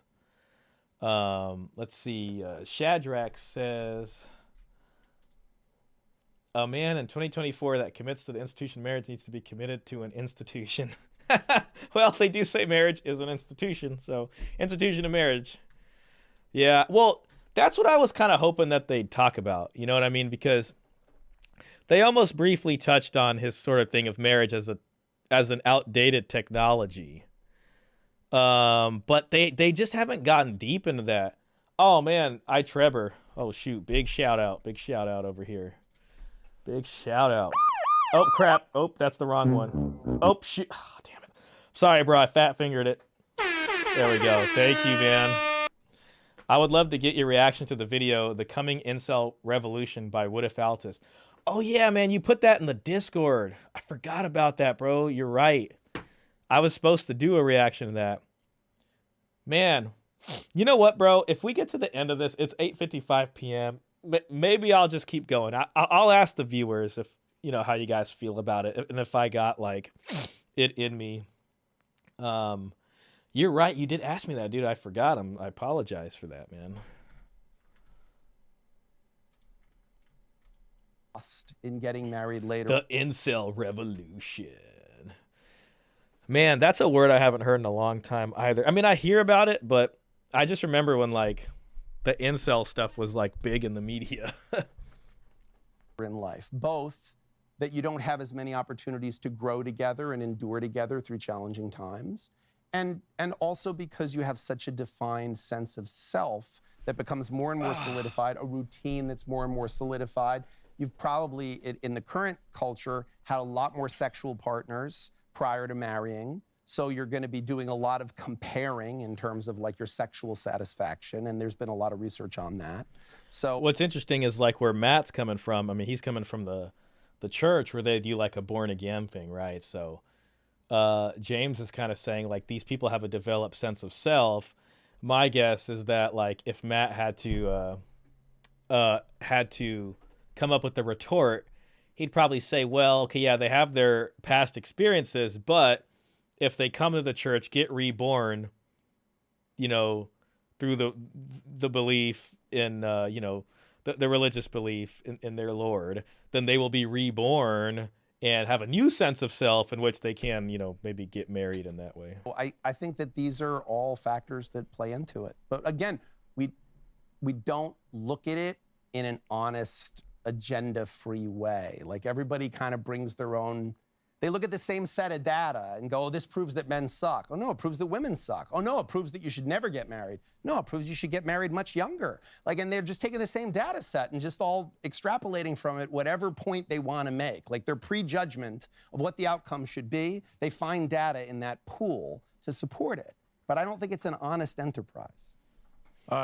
Well, you know my spiel on this if you listen to the show about getting married young, because Yes? I probably talk about it quite frequently. Yes? But what you just said there about not having your own, for me, one of the big things is when you get married young, you don't have your own stuff yet. Like you don't have, when I got married to my wife, we didn't have, you know, I had $5 or something in the bank account, and I didn't have any property or anything. And so now there's not. And now I'm Matt Walsh, and I'm a millionaire now.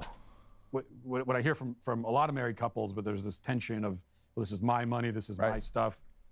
And I don't, that's not something we really struggle with, because everything that we have, we got together. And so for me to look at any of it, like for me to look at my house and say, well, this is my house, it's just sort of absurd. Like, what do you mean it's just mine? We all live here.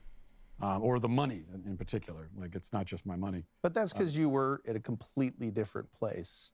I mean, that's one of the things that is, you know, it's a good point from him too.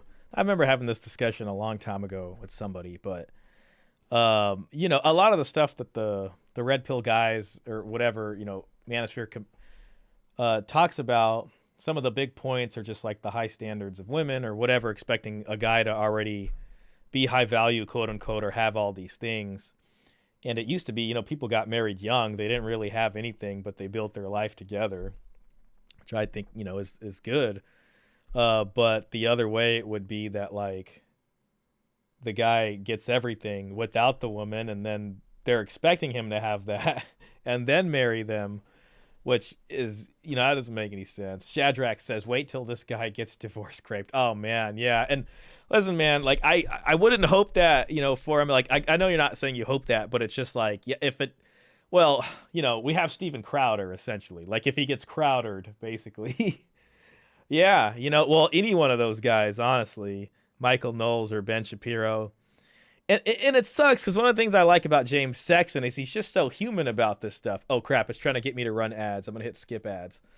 Like he's just human about it. But like if you're Michael Knowles or Ben Shapiro or Matt Walsh, like you cannot afford to get divorced. Like your brand, like your identity is based off of that. Like somebody has to be the villain if that happens, you know.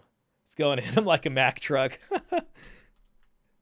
If you, in some alternate universe, built the things you built today, and then you met your wife, you know, and you know, and have said very clearly, like you wouldn't be where you are. You wouldn't have done the things you did if it wasn't for her being part of your life. So that's amazing, and that's wonderful. I think there's a lot of people that would say, I wouldn't. But Pearl has an interesting point about that. I saw in like one of her tweets recently. She says it's a subversion because she has her whiteboard and she says like God and then husband and then wife and then children. And by the husband saying he owes everything to his wife for what he has now is a subversion because really he should be thanking God, not his wife. I don't know. It's like a funny tweet. It just makes me, their conversation makes me think of that. Have all the wonderful things I have if it wasn't for my spouse. I wouldn't, you know, I say it about my ex-wife to this day. We've been divorced for 15 years, and I still say everything I have I wouldn't have if it wasn't for her. She was with me during the hardest times, and she'll always be family to me. She'll always be someone who's important to me. I'll always have her back because of that. We always will have a lot of love for each other because of that. But the truth. See, one thing that probably helps, I know he says he has a background in Catholic, but maybe if they're just like both like understanding of a divorce as a possibility. But I think people who are really religious, if they get divorced, it's like especially if you're Christian, because Christians aren't supposed to get divorced. So it's like somebody probably has to be the villain or the bad guy because it was not supposed to happen. The truth is that, you know, if you had all the things you have now and then you met your wife, and you're married for 5 or 6 years, and then you're splitting up. Yeah. Is she entitled to half of all of it? Like that's. See, It's an interesting question. At what point do your successes become your own? I mean, that's the challenge, right? Like you wouldn't have what you have if it wasn't for your wife. Mm-hmm. Well, your wife wouldn't be who she is if it wasn't for her dad. So, and her dad wouldn't be who she is or who he is if it wasn't for his father. So does.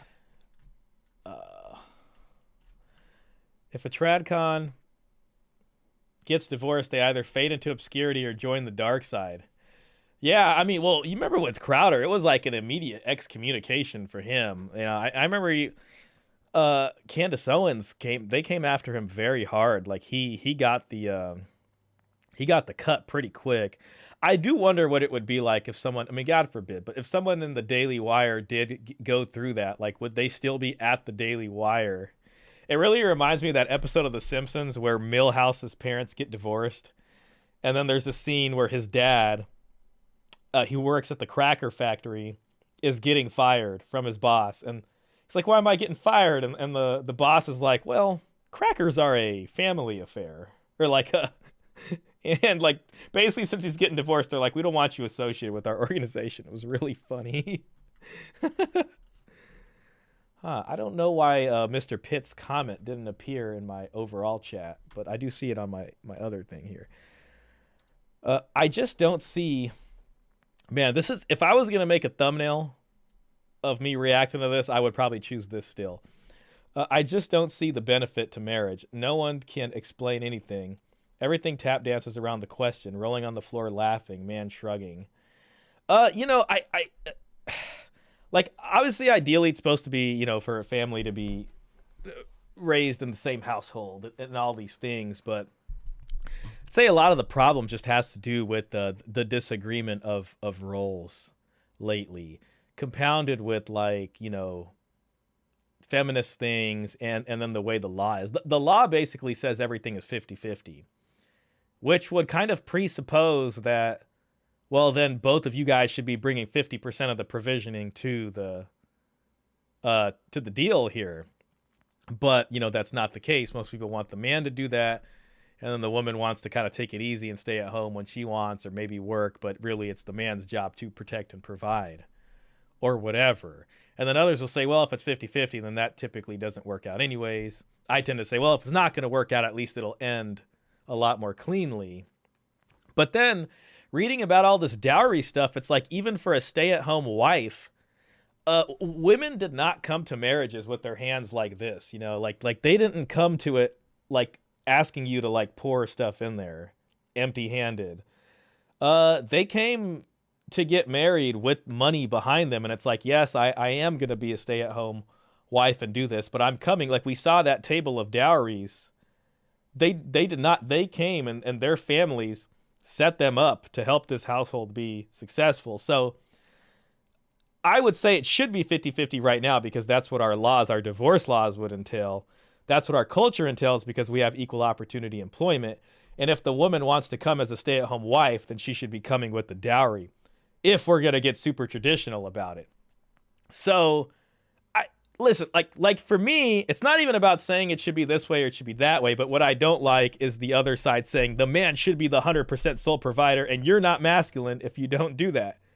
Because it's like, well, wait a minute. Like if you look at the history of the economics of marriage, that was not exact. Like the men didn't say no, like, oh, no, please. I really, just don't give me that dowry. Like they were expected to take that.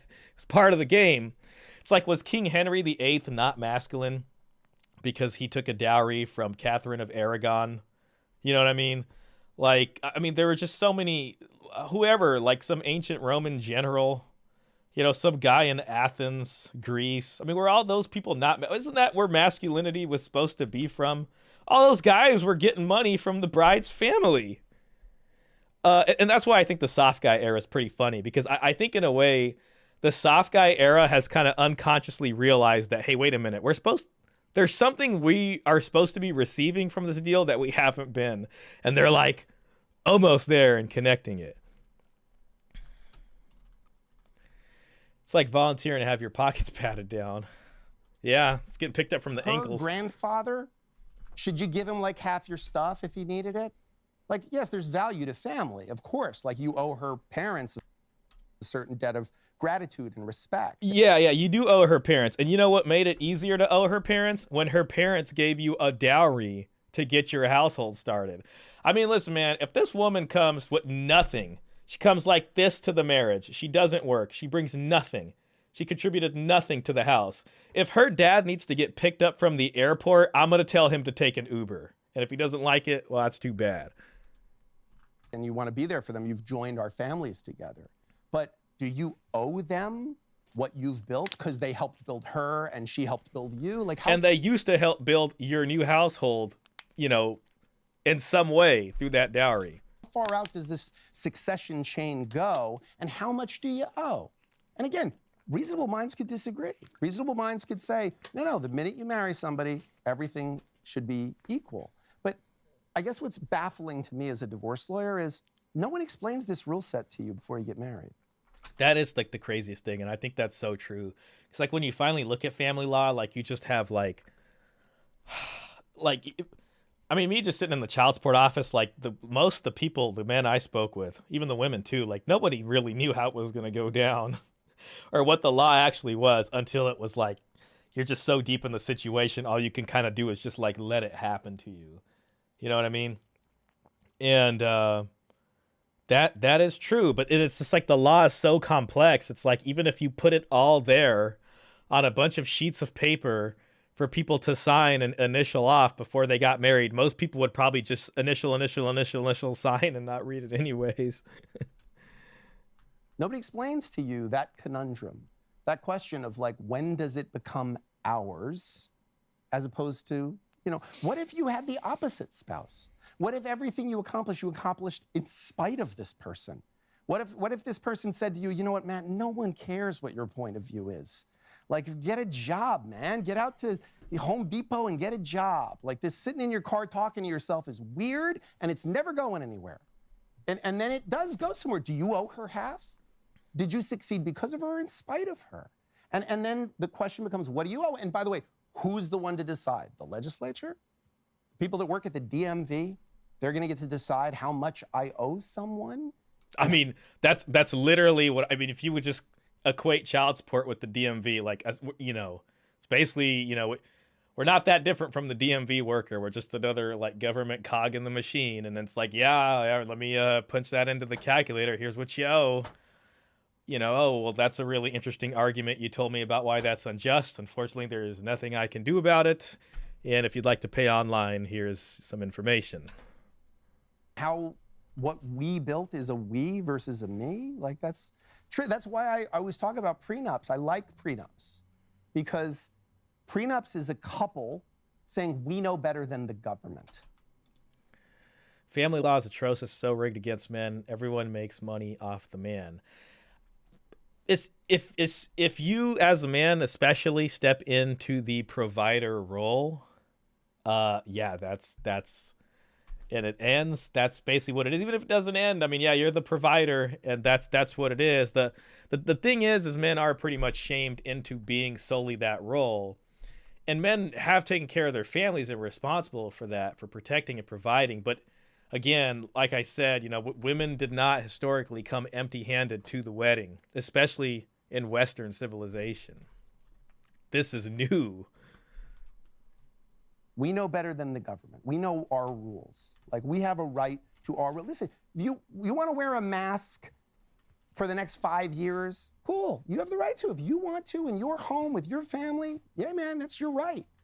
And we all have the right to make rules that match up with our specific view.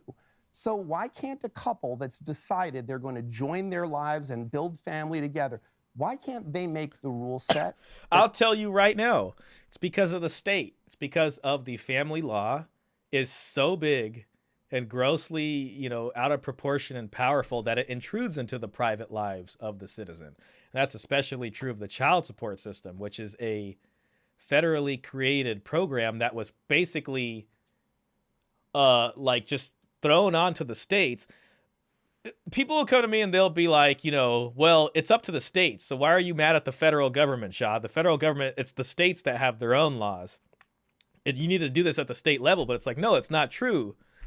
The reason it's the federal government is because the federal government designed a child support program and then threatened the states by saying, hey, if you guys want welfare money, you have to have a child support program that complies with what our federal guidelines for child support look like. And if you don't do that, we will withdraw the welfare money, and we're basically threatening your state with, more orphans and people out on the street that you can now not afford to get out of your way and house them somewhere through the welfare system. And so many state laws and codes have been changed to conform with these federal guidelines. So it's like the federal government could come out tomorrow with a bill that helps men and say, listen, states, we want you to change this. And if you don't, we will, dock how much you get in welfare, if not remove it altogether, unless you update your state codes to reflect this. So they totally can do that. But they don't. Let's see. Dan the Man. It is hard to have those discussions because it kills the romance when getting married. I know this because I had these talks with the women in my family, and all they kept saying was, what about love? Well, it's funny. It's funny, right? Because you're saying that about marriage, and it's also true of getting it on, if you know what I'm saying, right? It's like, the red pill talking point would be attraction cannot be negotiated. Like you can't go, if you're, I don't want to use the word seducing, but if you're seducing a woman, you don't want to explicitly discuss the bedroom stuff, right? You know what I'm saying? Like you got to be flirty, you got to set the hook, you got to do all these things. And if you just outright come up, they'll be like, oh my God, no, I'm not that kind of person. And then go away. And it's just like, they treat marriage like that, but marriage really is like a joint venture in some ways. And that stuff is very important to be talked about. But what about the love? It was all emotional arguments. Yeah. Oh, I'm sure. Let's see what Shadrach. Man, a lot of chats here I'm missing. I like chats, man. I appreciate you guys being active too. It really takes one chatter to just make me excited and get me going. So I appreciate that. The best you can, and it makes streaming fun for me, especially, but hopefully also for you. The best you can do is just avoid it in marriage. I'm not saying don't have relationships with people, just don't invite the state in and hand over control of your life. So, you know, like the way I tend to look at this, people always use that metaphor of like, well, would you, if you walked out of your house and there's a 50% chance that you'd get hit in the head with a bowling ball, would you do it?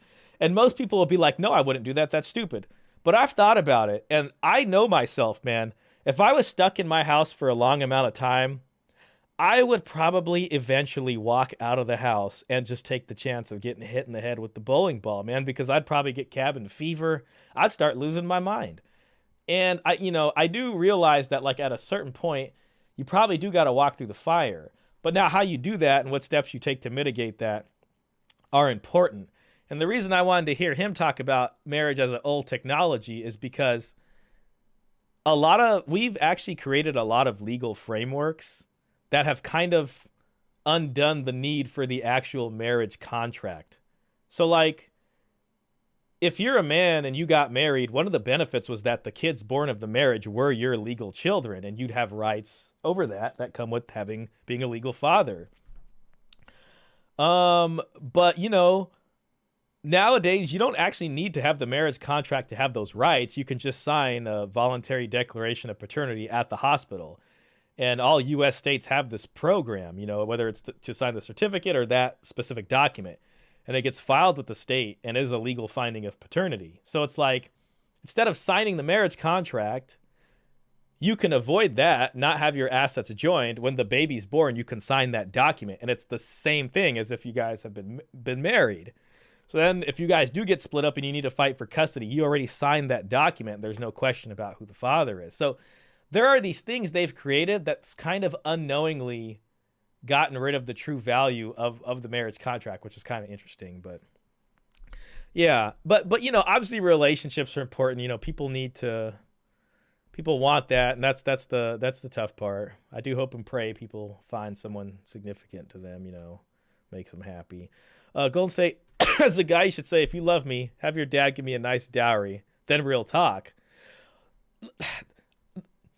You don't want to say that outright. See, that's like asking for hey, if I take you to dinner, are you coming back over later? See, that's a little too forward. What you want to do, basically when they start hounding you and they're like, hey, where are we going with this? Don't you want something more serious? Then you can be like, you know what, babe? You're right about that. So what's your vision for that look like? Like, I want to get married. Okay, great. That's perfect. So so what, like in a house? How many kids are you thinking? Okay. Oh, 2 kids. Okay. Then you go on Google and you're like, how much does it cost to raise a kid in the U.S.? And then we're going to be like, on average, about $230,000 from 0 to 17. Like, okay, so 2 kids times 2. Average cost of a house is like $600,000 here where we live. We're going to add the 2 kids to that. All right, babe, this is perfect. We're going to get married. She's going to be like, yay, I love you. And they're going to be like, and you're going to be bringing about, I'd say up front, about 200,000, at least 100,000 in the first 6 months. And as that goes forward, you're going to ultimately contribute about 500,000, ideally within the first 5 years. And then she's going to be like, huh? But I thought you're supposed to pay everything. And then you're going to be like, oh, babe, I thought you wanted to get married. Let's see. Bring back the dowry. That should be the new slogan. I'm telling you, the soft guys, man, that's what they need to do. So then the women who have daddy issues can't afford it to get married. No daddy to pay the dowry. Did you know what's actually interesting about the history of that is that there were a lot of women, not a lot, but there were women who could not afford to pay the dowry. And it was a shame on her family. There were a lot of sons who didn't get married because the family hadn't been able to marry off the sister first, And typically with women who couldn't get married, a lot of them would end up in convents, which actually also was not free, but it was a lot cheaper than the dowry. So they would pay the church and she would end up in a convent. It's actually interesting, but really, yeah, it does reflect back on the family. So if she's coming empty handed, it's like not only is she not worth anything, but her father is not worth anything. The mom, like their whole extended family is just like of low status basically. And it just shows like just a lot of issues on their side. You know what I mean? So it's kind of interesting when you think about that system, right? Because it's like the son, you know, like let's say a young man gets married, he gets a dowry from the wife's side, they build their life together. But that doesn't mean he just gets a free handout, because it's expected for him to save up money, keep this train going. And if they have daughters, he now has to pay the dowry going forward. But it makes more sense because he's like, you know, in his 50s or of whatever age to where their wealth has grown. And if they were behaving diligently and saving and doing the right thing, then they would be in a situation for that. It's interesting to think about, you know. When the power of love overcomes the love of power, the world will know peace. The guy who didn't receive a dowry before marriage. I've heard that quote somewhere, but I don't think that was the guy who said that. Bullseye. All right, we got to get back to this. They're agreeing to at the beginning of this thing, and then they play the whole thing out with that rule set in mind. I like that idea. I think there's a lot of autonomy and agency, and it's like a libertarian thing to do. So he's advocating for the prenup. I mean, and hell, you know, you can get the prenup, or you can just not sign the state contract and just avail yourself of the other legal pathways you have, which are very easy and in your face to do. That would negate any of this anyways. Say, hey, you know, we're not going to let the government decide what we owe each other. We're going to decide what we owe each other now in advance. What? Yes. In advance, like the dowry system. There you go, James. They're almost back to the dowry, where we're slowly moving that direction. My won't surprise you to learn, we don't have a prenup, and I wouldn't have gotten one. And I've been generally opposed to them. Okay, that's interesting. And the reason, I want to get your take on this, I guess for me, I'm not as worried about the exit plan, because I don't go into a marriage planning to leave it. You know, we do make a lifelong commitment, and I realize that 40% of people don't follow that commitment. But when I say I do, you know, sickness and health till death do us part, that either means something to you or it doesn't. And so my challenge is, see, this is the stuff tradcons usually say, and it's like, that's amazing, but you know, when it doesn't work out, he's talking about his marriage, and that's amazing. He has a great marriage. I think that's amazing and awesome. But you know, the concern here is for the folks that kind of don't get this ending, you know, and it's just like, I don't know. It's like, well, why would he be opposed to a prenup? Like, okay, yeah, it's great. You have a prenup, but if you never have to use it, then that's even better, right? It's just like, you know how women are like, well, I need to feel emotionally safe. Like, I need to feel safe so I can open up myself to you and be in my feminine. It's like, well, you know, if a guy is like, I need to feel financially safe before I can really be in my masculine around you. You know what I'm saying? Like, just need to really feel financially safe before I sign this paper. if I'm saying that, if I'm saying, till death do I part, I promise you. Mm-hmm. And yet we've already had a conversation, but if we break up, here's what we're going to do. Mm-hmm. Then I don't know how both of those can exist at the same time, because I clearly am not quite. I think they can exist at the same time because the prenup concerns the secular aspect of the state marriage contract. See, this is why I wish they would talk about or ask Matt's views on a couple, just because, like, if you ask Matt and you're just like, hey, what if they just get a covenant marriage through the church and they don't sign the state marriage license? How would you feel about that? And if he comes back and he's like, no, you should sign the state marriage license. Okay, now he's advocating for the secular laws that govern divorce. Okay, but then if he advocates for that, then he should not have a problem with getting a prenup. So right now he's like, well, how could you do both of these at one time? How could you want a prenup, but then also, you know, marry for life with these intentions? Well, one of them is meant for the covenant side of that, and the other one is meant for the state secular side of that. The prenup is meant for just the state. It has nothing to do with your church vows, you know, but he just is still not separating these two parallel currents in his mind. People that have a great marriage don't have to continually tell everyone else they have a great marriage. I predict this guy gets divorced great in the next, man, you know, I don't know why. It's like, I don't want to believe he's going to get divorced. I want to believe it's going to be okay for him. But Shadrach, I swear to God, if you're right, I'm gonna have to come back and be like, man, Shadrach called it. He was right, and you will definitely get all the bragging rights, probably indefinitely after that, once that happens. Because I'll probably be covering that if it does. That he gets caught. Oh no. Okay, this now this is like what. That he gets caught fondling others under a bathroom stall. Hopefully not that bad. I want to believe he's better than that. Quite believe it when I said till death do us part, because I do see this other possibility. That's fair. That's a fair comment. But what I'll say is this: all marriages end. They end in death or divorce, but they all end. Your marriage will end, I promise. I hope it ends in death. That's a weird thing to say to someone. Like, I hope that ends in death. But I hope your marriage ends in death. See, I hope... I just wish he would have brought up the covenant vows, the covenant marriage vows as a separate thing from the secular thing. They're sort of there, but I should stop being so picky. James is going to do this how James wants to do it. You stay together and it's till death do us part. But you will part. Your marriage will end. Marriages end. They end in death or divorce. But the prenup doesn't come in. But a prenup does not, look, I think the reality is there is a rule set governing your marriage. There is. Like, Whether regardless. you like it or not, there's a rule set. Man, I actually really like how he describes this. Like, when you sign, see, this is the distinction between covenant and the state marriage license. When you sign for the state marriage license, man, he's such a great, like, he's got such amazing diplomacy and tact. There is already a rule set governing your marriage, which are the state family codes. And you signing a prenup is you and your soon-to-be wife taking it upon yourself to define those for you too. That's actually cool. Governs your marriage. And there are legal... Now, of course, prenups don't solve everything. Child support's a completely different matter. Custody is a completely different matter. Paternity is just a completely different thing. Protections in place for you and for your wife and for your children. You didn't write them. You don't even necessarily know what they are.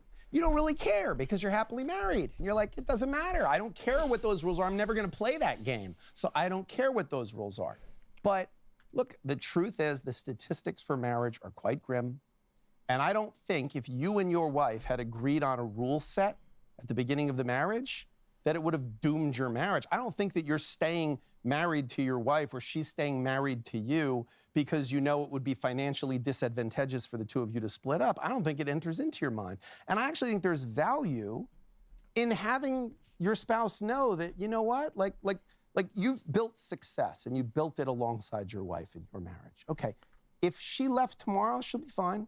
The law protects her. She's going to get a whole bunch of lovely assets and, she's going to be able to have a good life. She's not leaving, though. And that must feel good because that tells you that she's not leaving because she's not cashing out. She's staying. She's like, no, I'll stick with this guy, right? I mean, that to me is part of the value of something like a prenuptial agreement because what you're saying is, look, you shouldn't stay with me because you're afraid of getting divorced from me. You should stay with me because you want to be married to me. Your life is better because we're married to each other, and my life is better because we're married to each other. So I don't think that pretending that there is not a possibility that your spouse or partner could fail in or abandon their commitment to you and having some rule set in place for if, God forbid, that happens. Like, I hope you don't ever die young, but I hope you have life insurance. You got 6 kids. Like, so you have it. And it's not committing yourself to the fact you're going to die soon or young or that you need, but you have it just in case.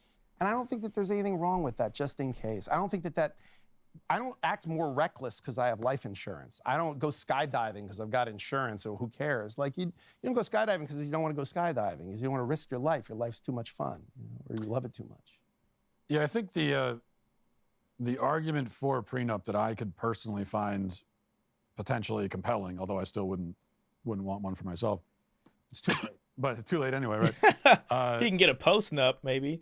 But I guess it's a question of does the prenup disincentivize divorce more than not having one? Because I could say there's an argument. I'd say there's an argument for disincentivizing it because, I mean, it's like if she can't walk away with cash and prizes, then she might have to think about, like, is it worth leaving? Like, let me think about this a little bit more. Now, just because someone's disincentivized for divorce, that doesn't mean you have a good marriage. She could still, you guys could still get along terribly, but she just doesn't want to pull the trigger on a divorce. So both of those situations probably aren't the greatest.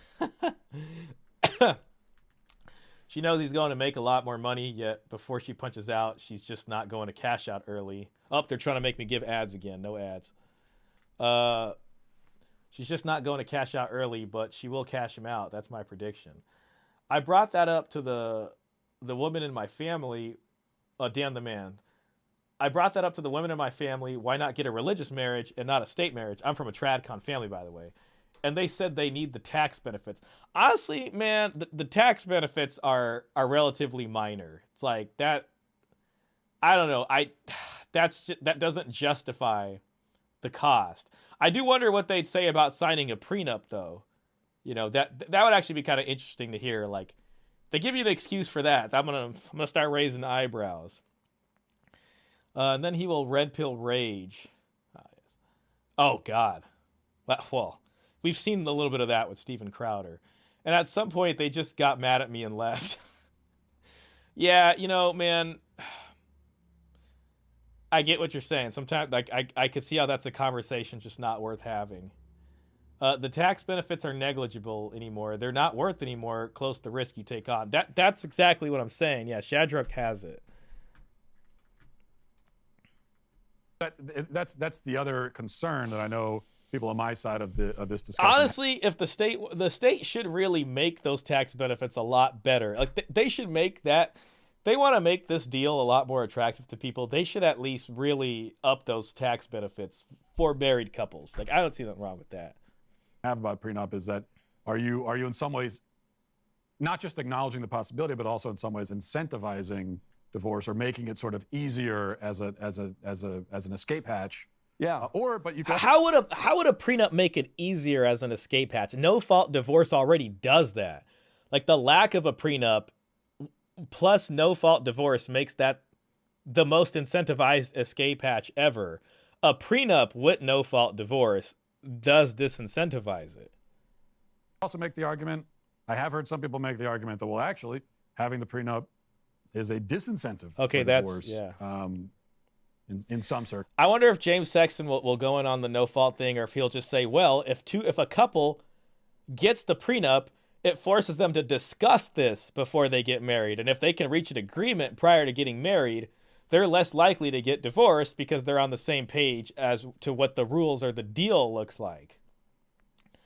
Probably another way dowries help too, because, dowries, things were negotiated, right, between families. I'm sorry, guys, but I'm not even going to apologize for this. I take that back. I'm going to be on this dowry thing probably for a while. There is no end in sight currently. I'm going to be on that for a bit. They said the same thing. Prenups are planning for divorce. Exactly. If they want... Oh, you did ask them about prenups.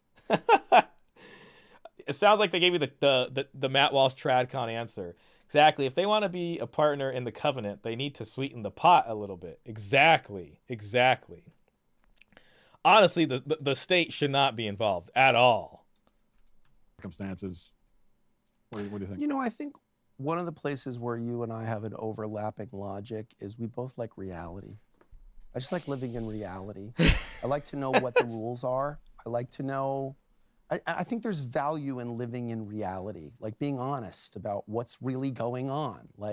And I just think knowing the rules that govern this incredibly important, if not the most important, there you go, relationship knowing the in your rules. life, knowing what those rules are and not letting it be subject to change by judges who are elected in a popularity contest, like letting them decide what governs your marriage in the event it was to split up, like that seems just insane to me. See, it's you guys both have the discussion. You know what the rules are. You're living in reality by having this prenup discussion. Someone who doesn't want the prenup does not want to live in reality. I don't know. He has such a great way of explaining things. Honestly, this part of the interview I think is probably my favorite part. I love his answer to this, and I think that this moved the interview up a tiny notch. I still think there could be a lot more here. And is it make it easier to divorce? It does. It does. It will make a lot less money for me. If people went out and had prenups, when I do a divorce and someone's got a prenup, I'm not. I could see what he's saying too. Maybe I think he's saying for the guy to leave versus for the woman. The woman's less disincentivized. The man's more incentivized. But I don't know. I don't really buy that so much either. You know what I mean? I still don't think the guy would be as incentivized to just leave the wife and then get the new model. I'm making very much money on that divorce. I might make $5-10 grand on that divorce. But a litigated divorce. He's saying in the sense, I guess, of it's cheaper. It's cheaper to pay for the divorce if you hire him. $25,000 retainer. I've had clients who paid me. Dang, a $25,000 retainer. I mean, I know it's a lot, but that just still, wow. $2-3 million in counsel fees for their case. Because that's what divorces are insanely. I think one of the highest ones I saw for attorney's fees, I don't even know if it was fully, I saw like $177,000. I think it was $177,000 for the guy's side of the attorney, but he also had to pay for the woman's, which was like another like $90,000 or something like that. Man, their divorce order was like this thick. It was like the Ferrari of divorce orders. Most divorce orders, I would call them the Happy Meal of divorce orders because they're just like the same template. Get you in, get you out. But then, people that have like actual wealth and more going on, it's like you get like this thick packet, man. And I would actually sit there and read those because I'm like, wow, this is really interesting. They paid $177,000, well, plus the other 90 for this packet, for this big ass packet. Cost over $200,000 to get written out by these lawyers. Like, I'm gonna read this thing. You know what I mean?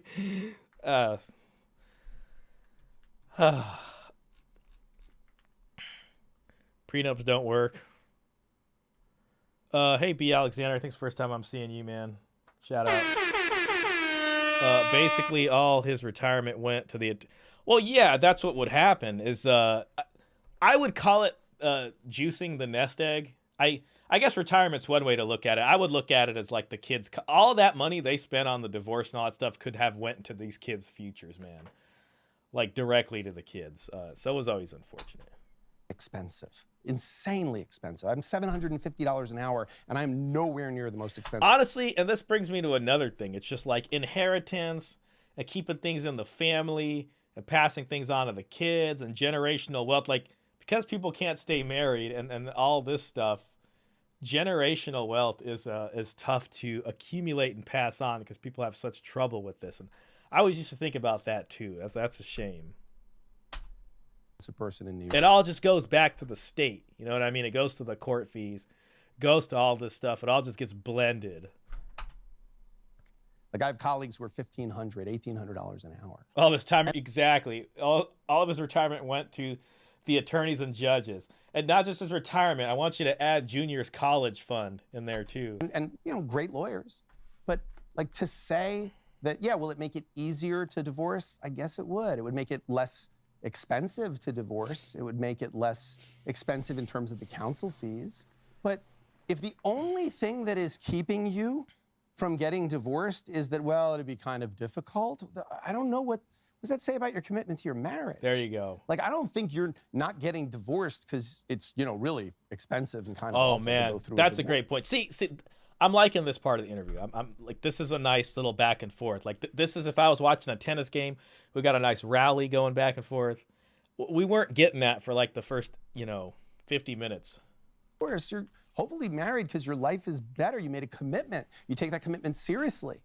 And ultimately, you believe your life is better, because of that marriage and because of your commitment to it. So I just don't think that, I think the pros outweigh the cons. I think the ways it could improve how people feel about a marriage and how they feel in the marriage outweigh if there's a temptation to get divorced because it's easy to get divorced, like, what does that say about the quality of the marriage?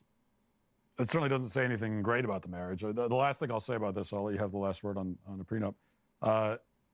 If you get to a point, I totally agree with you. If you get to a point where the only thing keeping you from getting divorced is how miserable the process will be, then you're in rough shape. Then you're in a dire situation in your marriage. Yeah. That's like red alert. Yeah, The you ship. played a clip from in your show a couple months back. You played a clip from some either former adult film star or some music. I don't remember what it was. It was a woman, and she was talking about how like, ladies, like get divorced. It was like, come on, like if you just what? Because you don't want to do the paperwork. Right. Oh yeah. And you were like mocking the fact that you were like, yeah, that's what's keeping people from getting divorced is the paperwork. Like it, and this is your commitment to your marriage is like, well, you know, I'm not committed to the marriage, but I don't want to do any paperwork. Like this is how shallow you're at. That's why if you get to that point, very bad situation. All right. But if that's all you have, I look at that's like the last line of defense. Yeah. There are much better reasons to stay in a marriage, much better reasons. Much better. But if you get up to that line and that stops you, and maybe you don't want to live there. Now, if you're living in that on that line for 50 years of a marriage, that's a miserable time. But maybe it stops you and you turn back around and you find a better reason to stay married. I look a little bit like, you know, as a Christian myself, you don't want the thing that drives you in life shouldn't be the fear of hell. Like that shouldn't be. It should be more love of God and desire to be with God in eternity. But if you get to a point where the fear of hell is what stops you from, if that's like the last line of defense and that stops you from committing whatever terrible sin, then it's better than not having that fear. And then maybe that'll stop you. You'll turn back around and you'll find a better motivation. As I look at that sort of the same in marriage. So I've never gotten close to that line where that's the thing that stops me. But maybe it's better to have it than not. I don't disagree that there is some additional incentive, but I believe, you know, act as if you had faith and faith will be given to you. Like I think that when you have, like faith, my feeling toward faith is that the questioning is part of having faith. Like part of having faith is not being certain and giving those questions over to God or saying like, you know, I don't know what I believe, like, and I want to be wrong. Like I want the part of me that doesn't believe to be wrong. Like I want to believe that it's wrong. And I think the same thing can be said for marriage. Like there's a part of anyone that goes like, well, what would my life have been if I hadn't tied myself to this person? Or what would my life be like if I wasn't responsible for anyone right now? If I had all the beautiful things that I have in life that my spouse helped build with me and incentivized it, but if I had all of them, but I didn't have this person. And I think, you know, sometimes ideally the answer is it would be empty because it doesn't mean as much. Like I want this person more than I want anything. But I do think that sometimes, like, it's worth, you know, remembering, like, the way you scale priorities is by looking at what is the cost of a thing. So I don't disagree with what you're saying, but I just think that all a prenup is doing at its core is taking an existing rule set that applies to your marriage, and instead of having the government make it and change it whenever it feels like it, it's a rule set that you and your spouse have come up with. And I like that. I tend to prefer things that the invested parties put together more than government institutions and politicians. I do like that. I don't know. I like his answer about both parties coming together and understanding the rules. Especially with the long-term commitment like marriage. You know, they say like red pillars say attraction can't be negotiated. And that's something for like a short-term, I don't know, sexual encounter, or even if it's in a longer relationship or whatever. But when it comes to something like a marriage, you know, they had marriage contracts for all throughout history, you know, in a lot of different cultures for a reason, because these things needed to be negotiated, especially once the butterflies maybe kind of weren't as strong, right? So I think James has a great point over Matt Walsh's, you know, sort of disincentivization argument. And both people at least understanding the rules and defining it themselves is way better probably for a marriage than them not knowing the rules going in. Let me ask you, sort of wrap up here, just to make it more specific, what do you think? Solutions, please. We'll start with women. We've talked about in general what spouses can do to keep their Okay, marriages here we go. To avoid having to visit you. Yeah.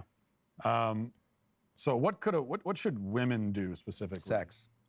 Sex. Yeah, just sex. So he's talking about dead no, bedroom. I hate to say it, but I think that's a huge piece. Okay, but like I see that's an easy thing to say. Like, yeah, well, give your husband more of that.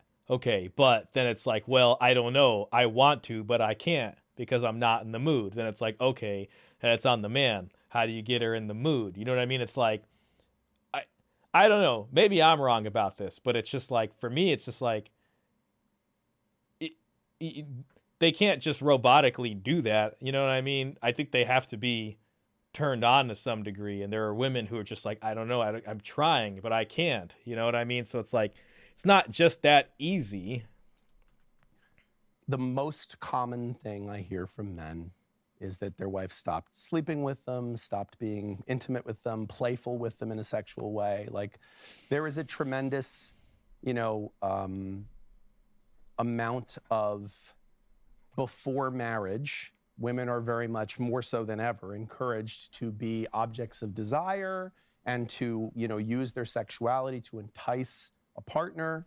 And then there is a equal, if not heavier, opposite encouragement about, like, you don't owe your spouse sex. You're right, you don't.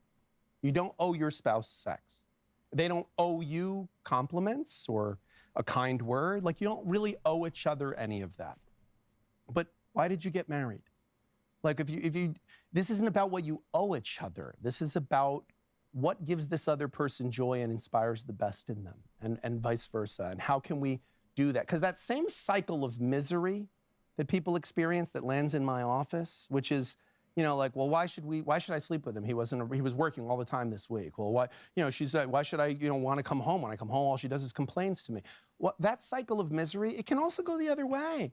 Like, just be kind to your spouse. Be sweet to your spouse. Be sensual to your spouse. Always lovely things that you were to each other when you were dating, when it wasn't like locked in. And now, well, this. I don't know how I feel about what he's saying. Like, when I think about it, like, I don't know, like, have more sex with your husband. That's the advice for women. It's almost a way of saying that all the women really has to offer is that.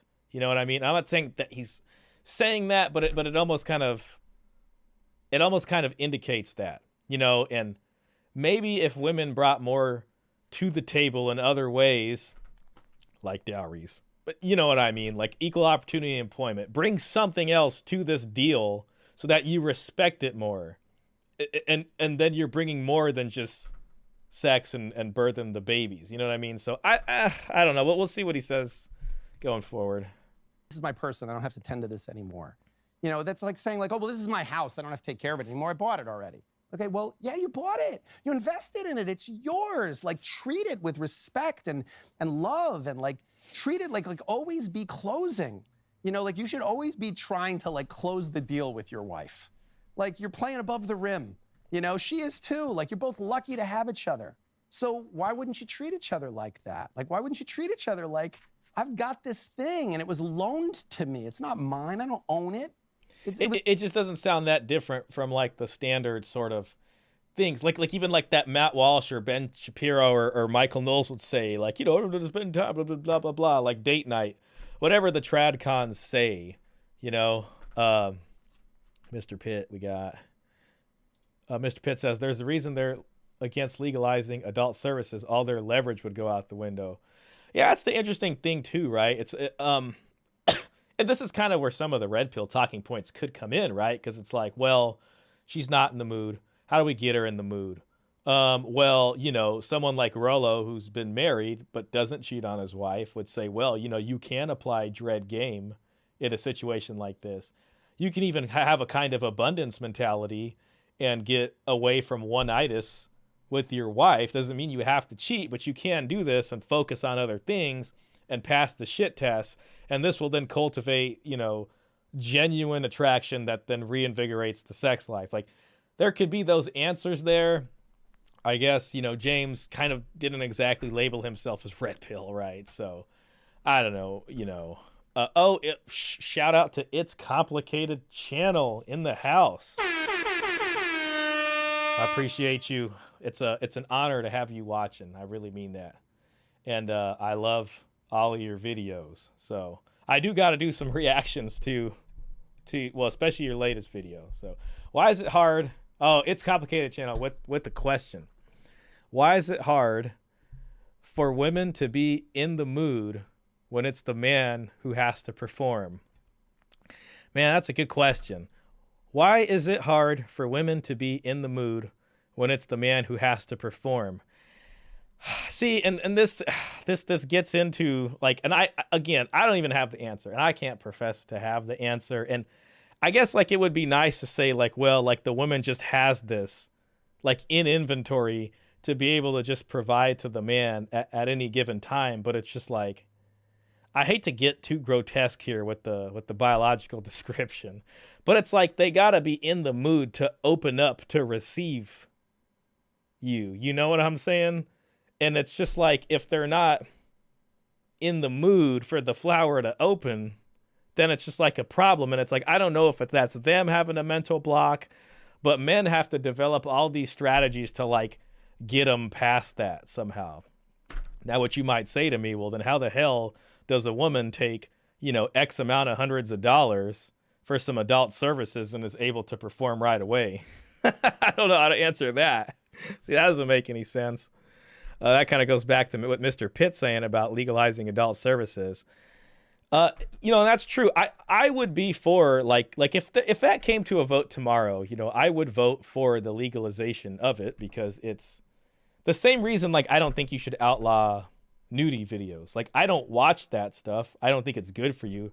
I think as a guy you should have, tiger eyes and just be out there, but I think people should have the choice. I mean, we live in a free society as long as it's between consenting adults and all that. It kind of makes me think about like Scandinavian societies. Like the phrase "go Dutch" literally means like 50-50. And I don't know, like maybe the Dutch people are the way they are because they have legalized all those things. So when men don't want to deal with the extra rigmarole of getting these people, these women in the mood, they're like, screw it, I'm just going to the, I guess, the red light district tonight and getting a sure thing. So, yeah, but, I mean, someone like Matt Walsh, I mean, God, if you brought that up to him, those guys would, like, there's just no way. It's just like I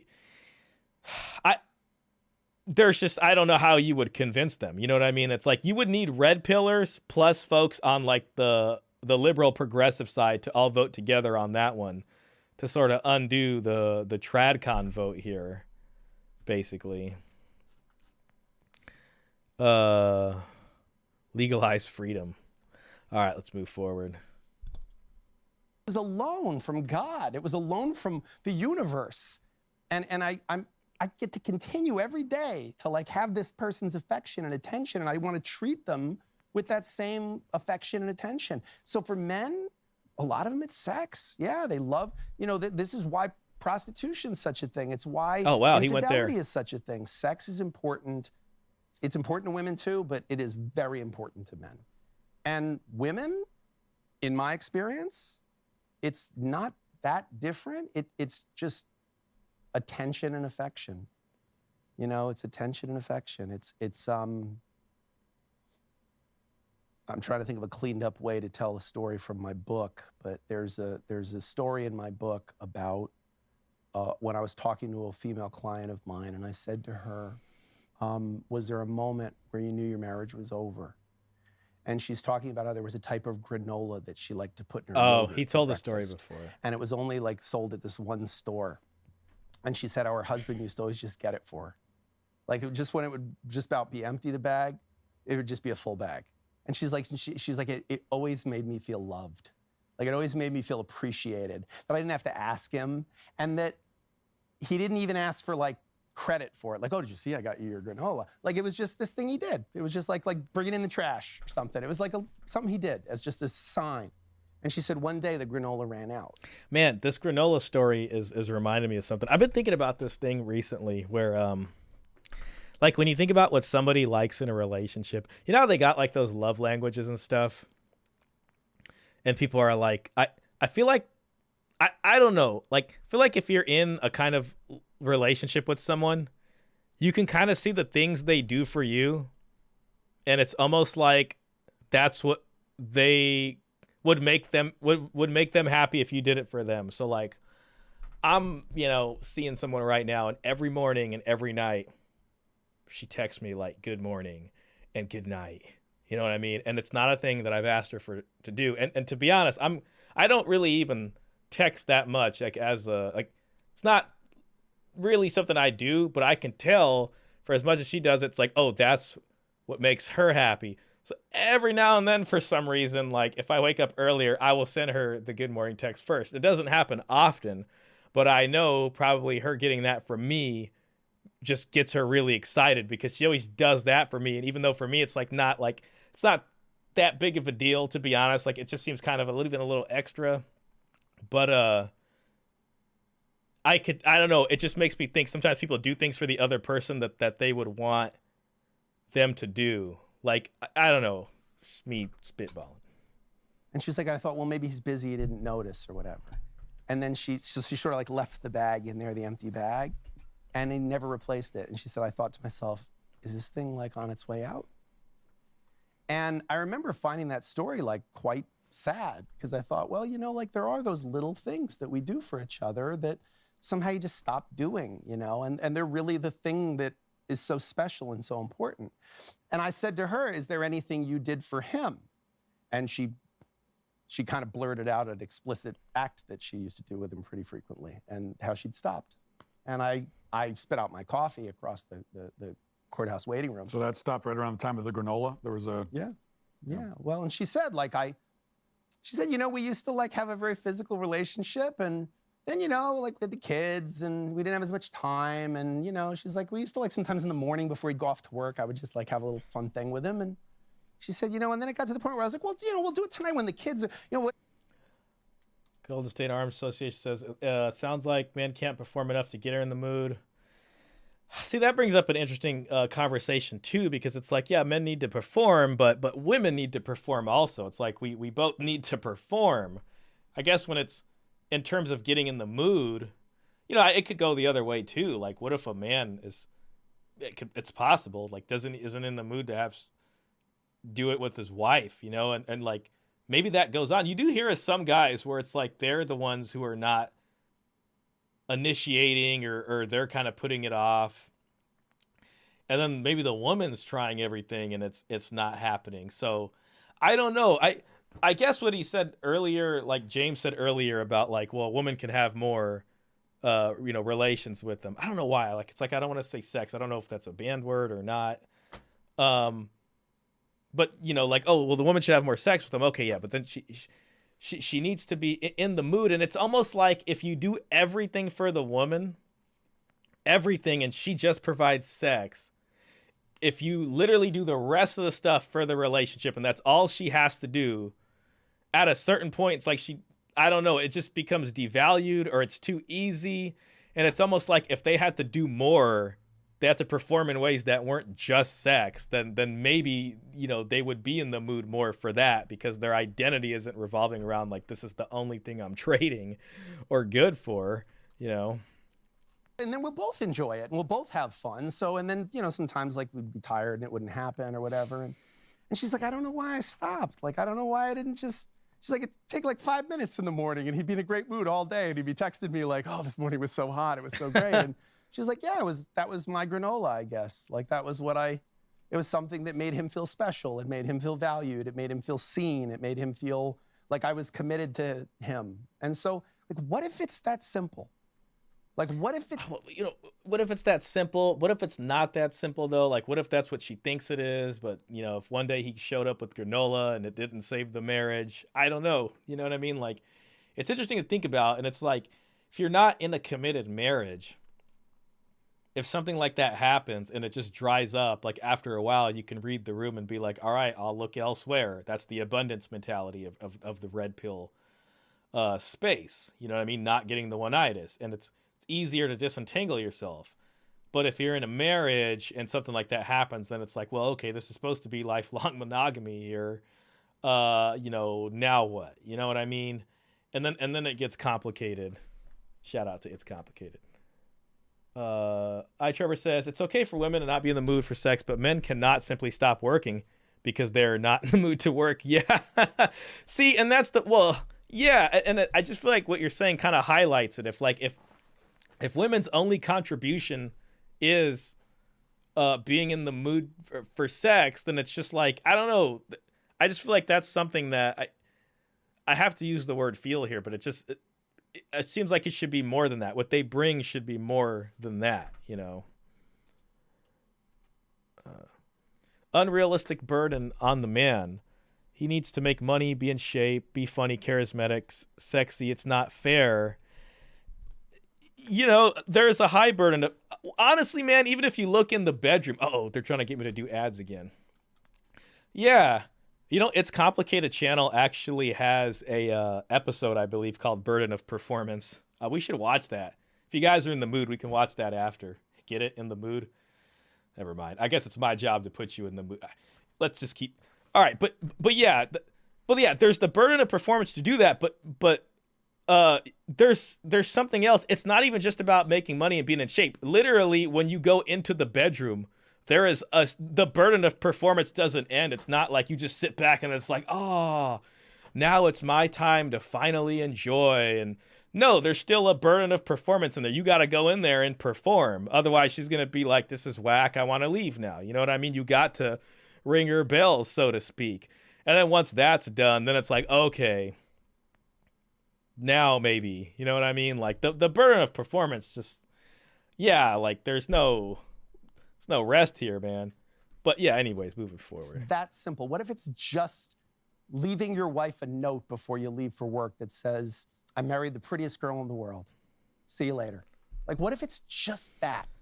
Like, yeah, there's no product you have to buy. Like, advertisers will never jump all over it because it's like not a thing, a course you could take. Or what if it's just pay attention, just be kind to this person, treat them with love, like treat them like you're cheering for them. You know, what if it's that simple? Respect, huh? I don't know. I think it might be. From what I see, from the seat I'm in, watching these people just crush each other in courtrooms and tear apart their lives and the lives of their children, like, what if it's just granola? What if it's just little acts of kindness? See, I don't know if that's true. I'll tell you this. Like, if you've ever been through a bad breakup, oh, man, I don't know. My focus is out of control here. This is crazy. I think you'll fixate on, it was this one thing that broke the camel's back. And then it's like, oh, but if I just didn't do that, or if I just didn't say that, or whatever it is. But I don't know. Like, I don't think that's exactly what it is. Like, it's usually something way deeper, and it's like not some easy, there's not like some magical string of words you could have said that would have fixed it. And it's just, you know, like some kind of different incompatibility. Like, I don't think it's just the note. It sounds a little too Hallmark for me.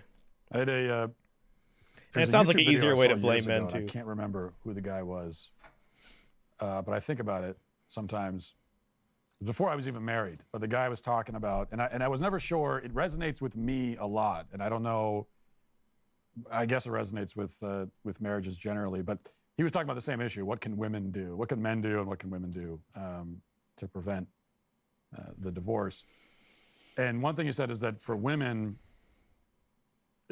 sex was the first thing you said. Mm-hmm. The second thing was taking your husband's goals and dreams seriously. Yeah. Taking him seriously and taking his goals in life seriously. Yeah. And cheering for him. Yeah. That's going to be the respect thing. I think a lot of men I know who are in happy marriages, and there's not a lot of them, but the ones that I know that are in happy marriages, like when you watch their wife watching them when they're talking, it's like she's looking at him like just the most brilliant stuff is coming out of his mouth. Like, and there's just this sense of like, wow, like she's like cheering for this guy. Like she believes in him, you know, and that makes a man stand taller, you know. I think when you talk to men who've had affairs, which I've had a lot of conversations with men who've had affairs, a lot of them say, like, I've had a couple clients who didn't even actually have sex with the person who they were having an affair with.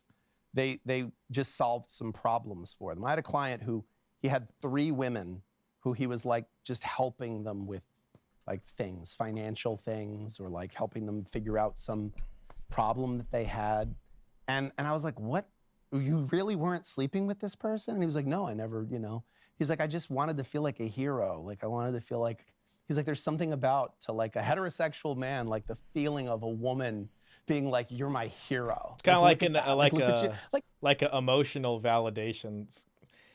Seems like maybe what he's talking about, but it's not unlike what Matt Walsh said. Like, you know, like yeah, like there's a little bit of emotional validation there.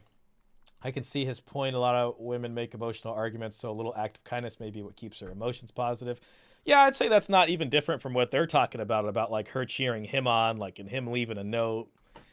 And I guess constantly, I don't know, dating your wife or being in love and doing these things. Random acts of kindness. Why do you think we like to open the pickle jar? Surprises are nice, you know what I mean? It's like it's nice to get like little gifts. Like that's one, you know, like you go see them and they're like, "Oh, I made this for you." It's like, "Oh, wow, they were thinking about me," or something like that.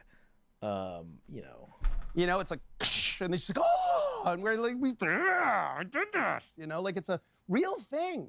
So why, like maybe this is just part of being human, is that like maybe men, we just like that. We like to feel like we're a big, strong man. And so, okay, so humor me, you know, humor me, throw me a bone with that. Like, why not? What's that cost? Like, what does it really cost to praise me when I open the pickle jar? Dude, I'm kind of serious about watching Burden of Performance after this. I'm down if you guys want to see it. I know it's 10. I don't really care. It's Saturday night, so you know, I'll be up till whatever. But you know, if you guys feel like seeing that, maybe put that in the chat. What does it cost to tell your spouse they're beautiful, or that they're funny, or that they're smart, or that they're a great mom, or that whatever, that just that you're happy? See, I feel like somewhere there is that guy, though, who was in a dead bedroom and is like, damn, I swear I tried all of this, but it still didn't work. You know what I mean? Pick them, that you'd still pick them. You know, if you were still in a room with a bunch of people, they're still the ones. I did everything. You know, I know that she likes taro-flavored boba drinks, and I made sure to get that and surprise her with it, but it still didn't work. One you'd pick. Like, what does it cost? Nothing. Costs nothing. And the dividends I think that can pay, anyone would acknowledge. Anyone. It's why when you say to someone, even the most unhappily married couple, tell me about when you met, they just soften completely. Have you ever go to a dinner party and like there's a couple that it's like maybe they got in a fight on the drive over, there's an iciness between them. If you just go like, oh, so tell me the story of how the two of you met. The whole thing, their whole demeanor changes because it takes them back to that time when they were seeing each other with the eyes of someone who like, I'm cheering for you and you're cheering for me and we're in this thing. You know? So last question, do you have hope for the institution of marriage in the future? Do you have hope that eventually you'll be out of a job, or at least? I hope I'll retire. Yeah, but he does say that marriage is a outdated technology. So let's see how he answers this. Don't have as much work to do. I guess. Yeah, I'd love to be out of a job. I'd find something else to do. I do have hope for the future of marriage. I do. I think that, you know, the statistic I always talk about that people don't quote as often is that approximately 50 to 56% of marriages end in divorce, but 86% of people are remarried within 3 years of their divorce. So think about what that says. Man, just before he gets into that, that's where he got the 50% of first marriages going bad, or you know, even if it's 40 to 50. That same source literally says that the second marriage has a way higher chance of divorce. So, but let's see what he's saying. It tells you people that did this thing and saw it go down in some version of flames, signed back up for it. 86% within 3 years. Like that tells you everything you need to know about how much we want this kind of specific relationship. It could be because that's what they're conditioned to do. They don't know what else. It could be because that's their religion. It could be because they're like, man, I was married and she left me for some other guy, and screw that, I don't care. I'm gonna find someone and show her. I mean, who knows what the motivations are? But whatever. Let's just take it for as positive as we can. You know, it's just because they. This man and woman bond as a pair, the two of us together. Like, that's how big this is. So I have a lot of faith in the possibility of it being better. Like, one of the things I admire in my sons in their 20s, like their generation, is the way they came up with things like Uber, is by going, well, why can't we do it different? Like, We also came up with Tinder. why can't we? You know, look, traditions are important, but traditions are also peer pressure exerted by dead people. Ooh. See, like, this is something I'm sure Matt Walsh in his mind is like, oh, this guy, what is he talking about? You know what I mean? Because that he is the trad con, but, you know, in the interest of I guess being a good host, I mean, it's just this. I'm just gonna be honest. This came off as a real softball interview. So, like, why not ask questions and say, well, why do we do it that way? And very often there'll be a good answer. But sometimes the answer is, I don't know, it's just because that's how my grandfather did it, and that's how his grandfather did it. And it's like, okay, but they lived in a different world. They didn't have, you know, the entire of human civilization's knowledge in their hand, you know, that they could press a couple buttons and listen to every song that was ever written. Like, Or hit on a bunch of people from your pocket on dating apps to people miles and miles away, or Instagram, or whatever it is, right? So, I mean, right, it's a double-edged sword. And, you know, that at least makes the case for some sort of progressive appeal here, in which Matt now has the burden of trying to figure out also. like, things have changed. So maybe there are ways for us to, as a society, like, do it better. Like, I think there are, because it's important enough, but we got to find a way to, like, get people to buy in. I mean, this is something that I genuinely believe, whatever party lines you belong to, whatever you think, like, I just think this is something we can all find some commonality in. Like, it really is the desire to make marriage work. I just can't imagine anybody openly admitting that they're anti-good marriages, you know, or the proliferation of good marriages. I think there's a lot of people that are subterfuging, you know, the conditions that make for good marriages. And it's like he's talking to guys, it's like, well, in Matt Walsh's opinion, like, a good marriage is between a man and a woman, and, you know, is done under the eyes of God and all that. But it's like you got so many different types of people living in the U.S., for instance. You know what I mean? You got different religions, then there's different orientations, then there's the atheists, and you even got the Satanists and the occultists in there, and then, you know, like, a secular marriage codes that they do exist to govern all these people across the land. So it's not just one religion specific, you know. It would be nice if everyone came together to try to figure that out, you know, instead of trying to impose their own, you know, private values on it.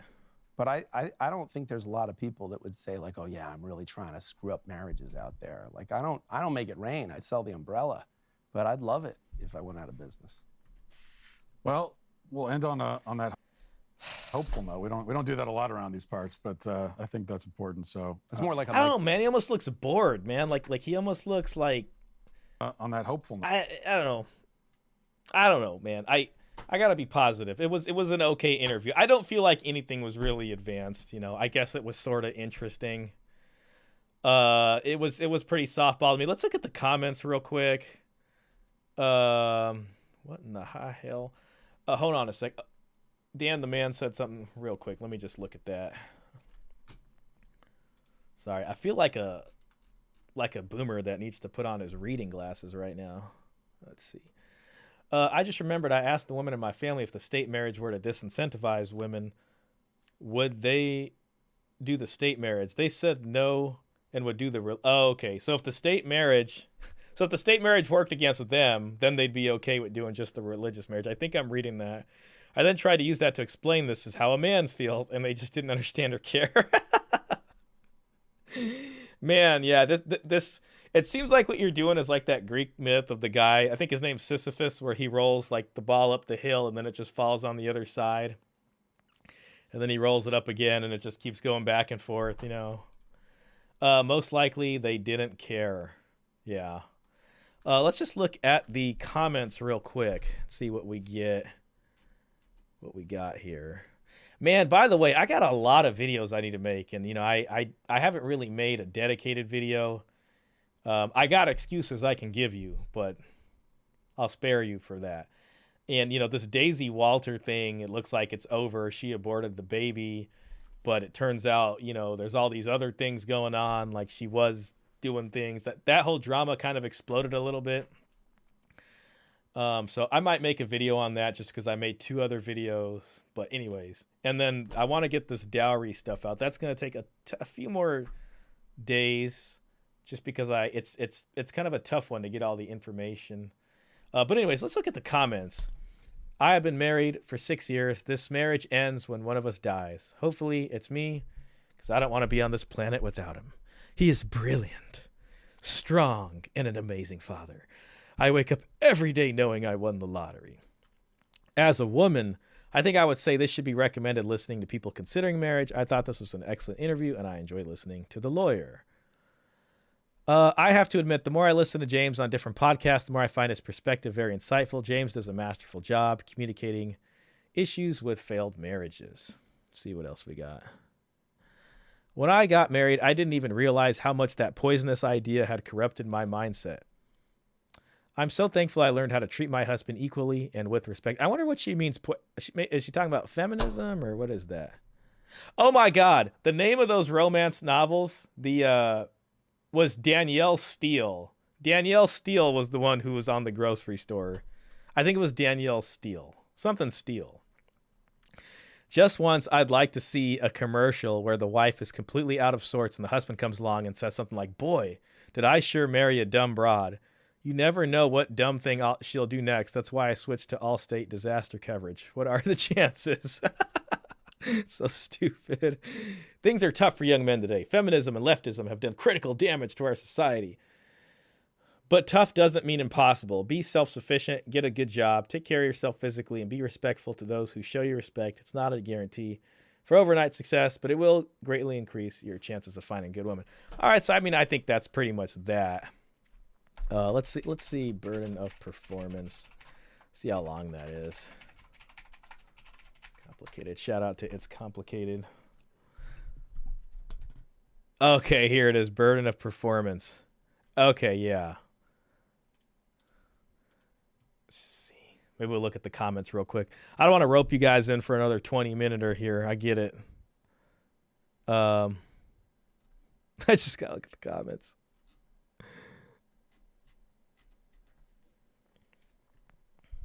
We'll go through a little bit of this.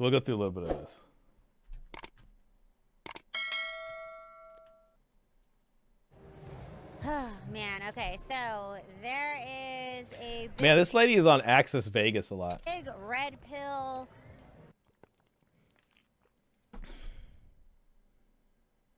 Damn it. I don't know what in the high. Come on, man. Going on, especially with the whole Andrew Tate. Man, it's crazy. Like watching stuff from a year ago and just like, we'll try one more time. If it's not doing it, maybe my internet finally is crapping out. Says there's 9 folks watching. Hey, big shout out to you guys. Appreciate everybody who hit the like button too. Let's go ahead and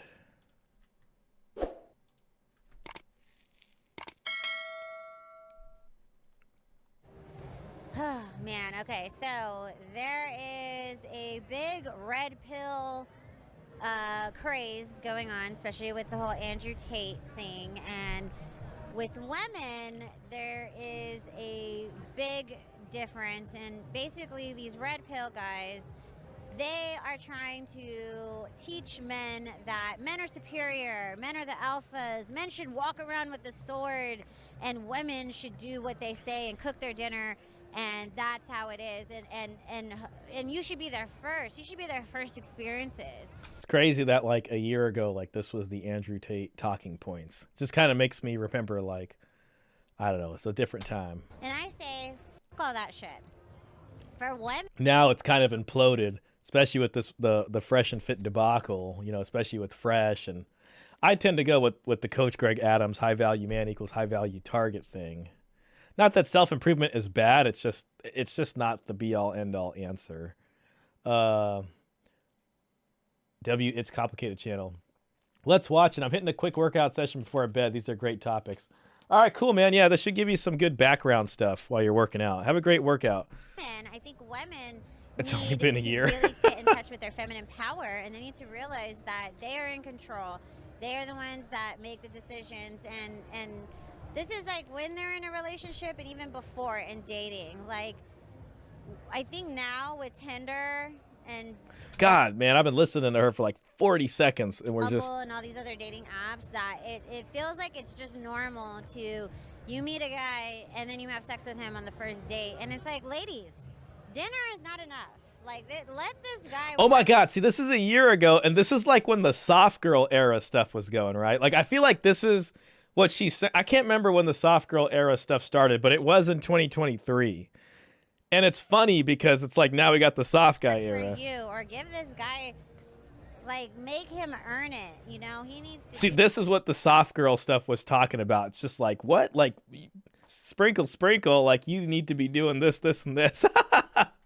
do something, Man. whether it's financial, whether it's effort more than just a dinner, because it's like that. This is what's going on with a lot of my girlfriends. Okay, so all your girlfriends are just out chilling. You know what I'm saying? Playing the short-term game out here. That voice, imagine having that nag you forever. Yeah, man. It's been said that men have a burden of performance that women don't. Who assigns them that burden, and isn't that the problem right there? Men do. They compete with each other. I guess it's society kind of that assigns that burden, or maybe they do it to themselves. Guys like Andrew Tate do kind of put forward that, like, I guess the way I think about this is, you know, like in like Barbie, right? Like women were having a tough time with the Barbie standard, right? And it's just like it had the standard that women were expected to live up to, but not all women could be Barbies. You know what I mean? And the Andrew Tate sort of is kind of like the Barbie standard, but for guys. And it's like, not everybody could be Barbies, and that's how you got the whole Barbie movie, which literally starts out like it's all about deconstructing that Barbie standard for women, and it kind of goes into the challenges that they faced living under the Barbie standard, the tyranny of the Barbie standard. Well, I mean, we kind of do have a burden to perform because there's more competition with men. Women, men, they love women. Women can never do wrong. Men do and should work harder, because if you are going to get in a relationship, whether it's long-term, short-term, you have to provide. You have to be a provider. You have to be ready for that next step. Why is the man's provider gender role Ooh, I gotta put more the voice up. demanding than the woman's was, is, or ever will be? That's hard. Because I think women have less defined roles in society nowadays. I think they could kind of float and do whatever they want, but a man is expected to be a provider economically. I like where that's a good answer. You know, like that's part of the issue, right? Is like women live in this kind of gray blurred area where it's like you can be traditional, but then you can also go out here and, like, you know, work and do all the same stuff a man can. So we were talking about this earlier, right? Like, men aren't complaining about marrying a blue-haired feminist and then getting divorced by her.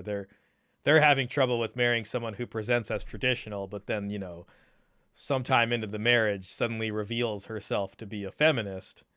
And that's the issue, you know, where men are kind of expected to be traditional all the time. And now with things like the soft guy era, they're breaking out of that traditional role because women have stepped out of theirs. That's pretty much the difference, is women have, you know, the choice. They could kind of be the house mom and do that type of thing, or they could do it for themselves and provide for themselves. A man that doesn't work and doesn't provide or doesn't have a family doesn't have much value in today's society.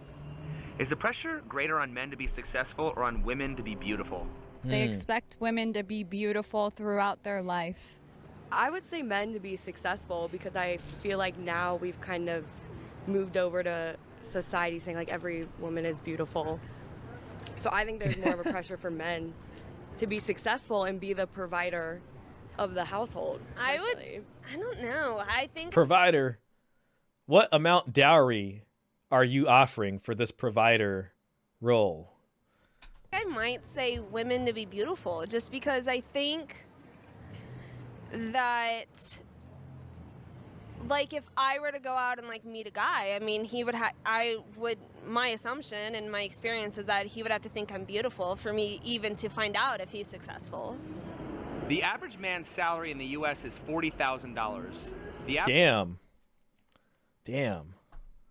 I always assume like 70, but I think that's just because where I live. The average woman in the U.S. weighs 170 pounds. Why is there a fat acceptance movement for women, but there's no broke acceptance movement for men? Whoa, man, that's deep. That's deep. And there's just as unattractive features. As much as a low-income man is unattractive to women, overweight women are unattractive to a large swath of the male population. And I think, a lot of us have to settle for what's out there. Not myself, but we're expected. I guess, I don't know. That's interesting. I think I don't even know if I can answer that. I guess what my mind goes to is that, like, even if women aren't at the Barbie standard, they can still find short-term engagements, like on Tinder and stuff, easier than a guy can. But long-term is a different story. As men to kind of like settle for a woman as she is, why don't women typically settle for a man as he is? I don't think there's a correlation. I think like women can be beautiful no matter what shape or size they come in, but I don't think there's like... And men can all be successful in whatever shape and size that comes in. So even if you're just like painting rocks and selling them on the corner and making $13 in a day, that's successful too. Or if you own, you're the CEO of a huge company, you make millions of dollars, that's successful also. Or, if you just, I don't know, sell oranges, you're successful too. We're all successful. We're all beautiful. Men that don't have money are being like discriminated against. Women are born with value because as I'm an adult grown woman now, men love my feet, men love my ass, men love my hair or other attributes, where men can put themselves in that position. But if they aren't those type of guys, then if they're not naturally built, then they do have to create it. Why don't women see, and it's just like, I don't know, I hear that, but then it's like there's also women that aren't naturally built, like whatever, like they're not, the quintessential attractive women. So it's like, I don't know, they can probably get someplace sometimes, but they're probably not going to be successful on the old OnlyFans or the stripper circuit. Have a burden of performance to become better partners if they don't want to be viewed as a mere sexual object? That's a good question. I think that's it needs to be. Women need to be more held accountable if they want to be viewed as being equal. They should have just as much responsibility and she's making sense. If they want to have the say-so, they need to have the responsibility and do half the work. That's absolutely true. She's right. Equal opportunity employment. Because I do think that there's a level of hypocrisy in my gender, unfortunately. Like, what do you mean? In women, She's like, how dare you betray the system? I do think that we want it all, but we don't necessarily want to have to like admit any sort of change that needs to happen on our behalf. I mean, I probably need to change, but so how do we fix that? Give it 100 years. Well, doesn't that mean that a lot of women are going to die lonely cat ladies? They could. I mean, I might. Who cares more about masculinity, men or women? I would say that's a good question. It's like you want to say women, but then you can also say men also, because it's like we spend so much time sculpting ourselves. Well, maybe not me, but in order to try to be attractive. Like, who puts the burden of performance? That was the question asked in the beginning. And, it's like it could be men putting it on other men. Women. Are men conditioned by other men to act a certain way? 100%. Yes, 110%. I think it's a big contest sometimes between men. And they try to act like it's for women, but really they're pitting themselves against each other. Are women conditioned by other women to act a certain way? I think that would be true. I think so. I don't think so, not as much. There's more of a freedom. I wouldn't say conditioned, but definitely cheered on. Does a man have the right to define what a woman is? No. Well, that goes into the. We just watched Matt Walsh interview here with James Sexton. He was the one that asked, "What is a woman?" So then, what gives women the right to define what a real man is? They don't. But at the same time, it might help a man get what they want from a woman. The whole real man thing is the funniest thing. It's just like everyone seems to know like what a real man is, but then when it's like, what is a woman? It's like, how dare you try to put them into a specific gender role, you know? We're talking about what we're willing to date and marry, of what we consider what we deem a worthy woman to marry or have children with or whatever. But I don't think we have the right to define the role of what is a woman. Why do women think they have the right to define what a real man is? That's a very common used term with women, yeah. I think because it's kind of like a dig on men to, like we were talking about masculinity.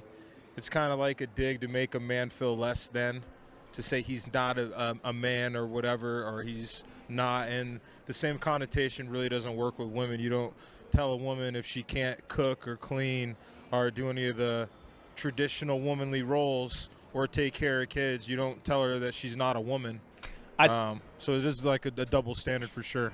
I guess like with men, people usually go for what would be the sort of equivalent of the nut shot on like a man's ego as going after their masculinity, basically saying they can't perform as a man. And then for a woman, the equivalent would be like, I don't know, going after their promiscuous past, basically, and saying like, you're just giving it up to everybody. You got no standards for yourself. Where for men, it's like, well, you can't meet any standards.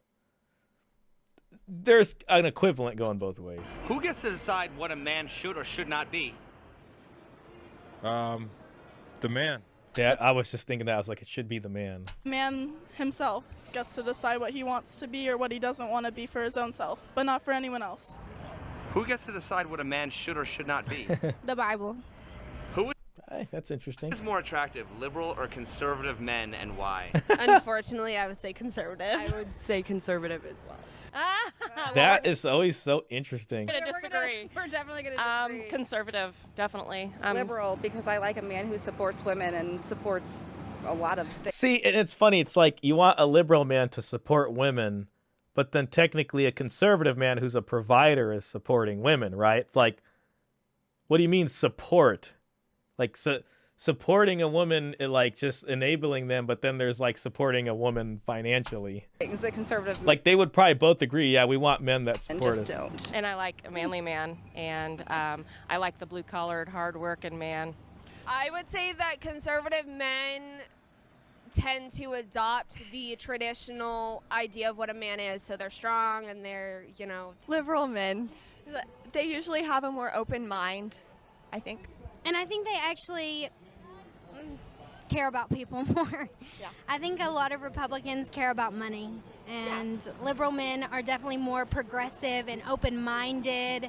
I feel like liberal, strong, and independent women tend to care about money also, And just better in general, in my opinion. What's the difference between feminist women shaming men for being men and traditional women shaming men for not being real men? Tradcons are undercover feminists. Man, that's honestly like the truth right there.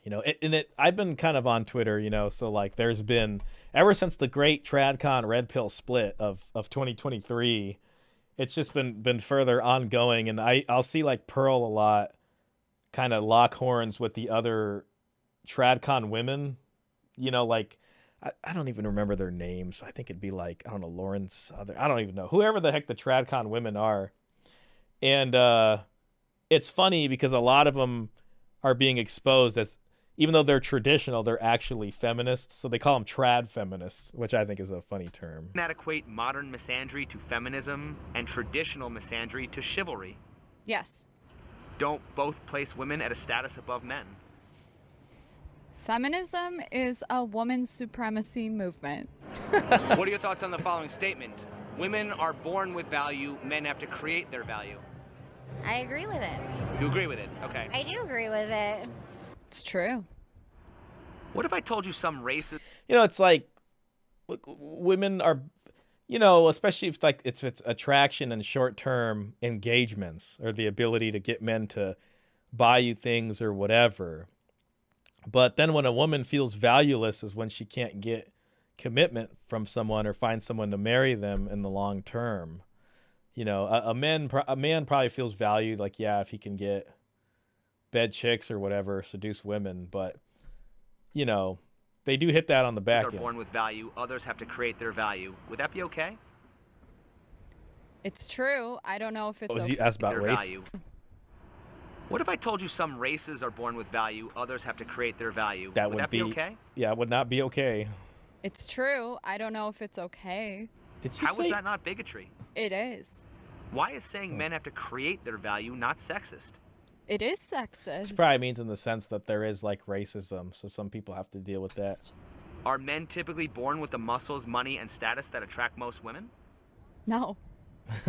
If men are more likely to work for their value, don't they deserve more respect for that? Absolutely. If men have to accept that they need to work harder in the dating market, why can't women accept that they need to work harder in the job market? I think men opted out. I mean, personally, I don't agree with that. In societal terms, you're probably right. It's like because, you know, we touched on the economic issue, and a woman could easily not have money and just meet a rich man if she's gorgeous. And yeah, I get the point of that. But me personally, I would never buy too much into just looks. There's more. See, like the meeting a rich man thing too. I feel like yeah, I mean they still can and they can have some fun or whatever. But I feel like the meeting a rich man thing and locking them down is something that maybe in like 2003, like that was a backup plan. But now after all this stuff and the way the culture is now, a lot of those rich guys they'll meet those rich guys, but those guys are out there, you know, getting it on with a lot of other women just like them, which creates a problem for the women. There's, you know, more to people than that. And what I love about the soft guy era, like the most, is there's that rich guy that all the women are going for. And, you know, if you're looking at it from like a red pill lens, they'd say the women, you know, ride on the carousel, right? And then when they're about to hit the wall, they go and find the beta provider, right? The beta bucks, whatever, right? And that used to be the plan. Like if this was like 2006, that was a viable option. But moving so far into where we've moved into, and especially with like the soft guy era, it's like now when women are on that come down, the settling phase, the soft guys or most of the guys who are turned on to this are like, wait, no, we're not going to be your safety net, you know? And that's becoming less and less of an option for them. At least it seems that way. What if I told you that some races are born with value, other races have to create their value? Would that be okay? No, it's not okay. It's not true. You know, the individual creates his value every day by his actions. Certain races are more valuable than the other. It's definitely true that happens, and that's a big part of racism and a lot of the issues that we still face today and have not overcame yet. So then why would it not be a problem when that applies to men? Because men aren't typically born with the muscles, money, and status that attract most women. So that's basically saying that men aren't valuable until they achieve those things.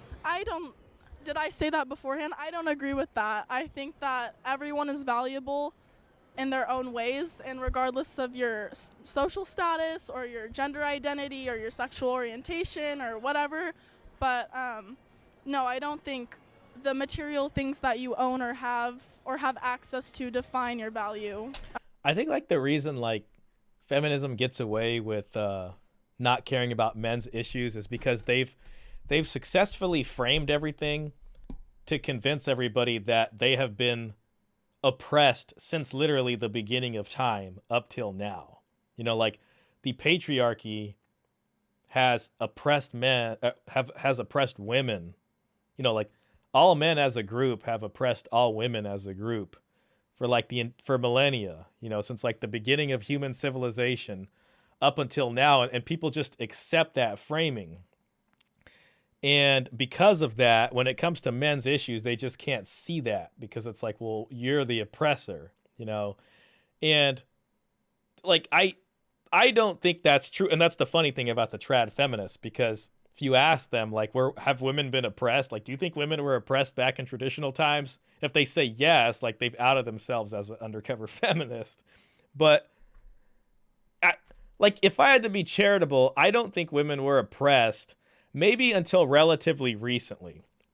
Like, once you had the technology and the wealth for women to be able to have control over their biology, like once you had birth control and contraceptives and things that weren't available before, now a woman can have a control over her biology. And this opened up new vistas and new options for them that they didn't have before because they were constrained by those parameters. So because they were constrained prior to technology freeing them from that, they weren't oppressed back then because that's just who they were biologically. But once they became more in control of their biology, then in that brief period between, you know, their ability to control that, and maybe now you can say, okay, yeah, you could say they were oppressed because they now wanted to exercise more options. But saying women were oppressed since, like, you know, 3000 BC or 5000 BC or since ancient Sumeria up until now, I just can't take that seriously. As a person. So then why is saying men have to create their value not sexist? It is sexist, you know. But like we were saying earlier, it's not just women that hold men to that standard, it's other men. It's not sexist because there is an expectance from men when you get in a relationship. Women, we focus on an ideal man, we need a provider. Because if we end up in a situation carrying your child or anything other of that sort, you need to be able to provide. So that's why men carrying your child. Like, why is it always like our child, not like your child? It's always so weird when they say that. Like, they act like they're carrying the child and it's like they're doing it for you and you get to have full autonomy over this child. You know what I mean? To do whatever you want. And it's not like they don't take custody all the time and all these things. And it's just like, okay, so women give birth to the child, but just like, that's an amazing thing. But at the same time, it's like men provide, or, you know, they're expected to provide the whole time sustenance to these vulnerable people, including the child, until it grows up and becomes what it is. So it's like they gave birth, but this body remaking itself to grow up into an autonomous human still requires a lot of work from both of you, but especially the guy. We need to create value. Does a woman provide children for every man she dates? No. So until that woman is having that man's kids, why does he need to provide anything? Oh, that's beautiful. Because if he wants the perks of being in a relationship where she has options, she doesn't have to be with. See, she's talking about short-term gratification, like the perks of like low commitment sex, basically, prior to high commitment children and family creation. With you, she's just choosing to be with you. So essentially is like, this is a kind of prostitution, you can say. So basically, wouldn't that mean that in order for a man to get the perks, aka sexual access, he basically has to submit to the woman's terms? I do think it is a sexual access in terms of like sexual fun. Like, the way I look at that is just fundamentally short term. And short term can go on for 6 years, because short term and low commitment is something I'm basically kind of equating here. And it's like, yeah, okay, you know, if this is low commitment for me and we're just hanging out and, you know, we see each other, I'll pay for dinner, I'll do this, I'll drive you around, I'll get the hotel room. It's not that big of a deal. But then when it's like, hey, let's sign a marriage contract together and create a family, and I want you to invest all this stuff, then it's like, okay, well, then we're going to have to negotiate that a little bit. two-way street, because she has to play her part to earn his value, but it shouldn't be accepted that, oh, he just expects his sexual favors just for being him. Are women doing men a favor by giving them sex? I mean, women expect you to marry them and be a provider just for them being them. No. I mean, yes and no. He's got That's good a questions. hard one, actually. What's the difference between a woman telling a man, I'm not your property, and a man telling a woman, I'm not your provider? There's really no difference. Property would be like you own the person. I don't think anybody is. It's kind of an interesting question in terms of submission. You know, it's like, does your property submit to you? Owned, but if they're the provider and they're saying that they're Then you own it- kind of have to, you know, they kind of have some level of authority over it. Yeah, I mean, you're asking what's the difference between it? Well, in other words, why should a man have responsibility without authority? There you Well, go. because, well, statistically, I mean, men have had that for hundreds of years, and women have never had the authority to be their own person. So they've been oppressed this whole time for hundreds of years, and now they require reparations. Yeah, I think it's just basic respect not to be treated like an object, whether you're the provider or not. It's not. There's a lot of roles that the women play as well. Yeah. Like that mindset of women are your property leads like to sexual violence and. I was not ready for these questions. I honestly, I feel like it's the same thing. I do. I feel like it's the same thing. As women, we look at men as providers, and as men, sometimes they can be very possessive and very dominant. And from that standpoint, that's just how it happens. I don't know why exactly. Why should a man have responsibility without authority?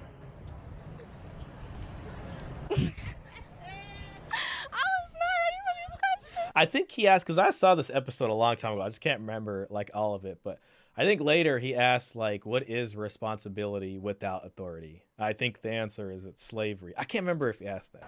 Well, in other words, why should a man have responsibility without authority? Over who? In other words, if a There would be over nobody if he has no authority over anybody. if a woman expects a man to provide, doesn't he have the right to set down some ground rules? Of course. So then wouldn't that mean that she's his property in a sense? No, not at all. That word property, just I feel like that's like, it's a little bit charged. So how would you clarify that? Well, I think in a relationship, there's always compromise that's going to need to happen. So if there's a prearranged agreement that a man is going to provide, that's an agreement that needs to be made between the two of them, and that by no means makes the woman his property whatsoever. Sounds like a prenup needs to be discussed. Well, in other words, like a lot of women might feel like the guy's being controlling if he says, hey, I don't want you going out dressed like that. I'm trying to look out for your well-being or your Yeah, safety. no, that's not okay. That was like the Andrew Tate discussion when he was on Piers Morgan prior to his arrest. And they discussed this. Well, I'm going to decide which way we take home, or, you know, if you dress, you know, something like that. Then would it be okay for a woman to expect a man to be responsible for her, you know, for her?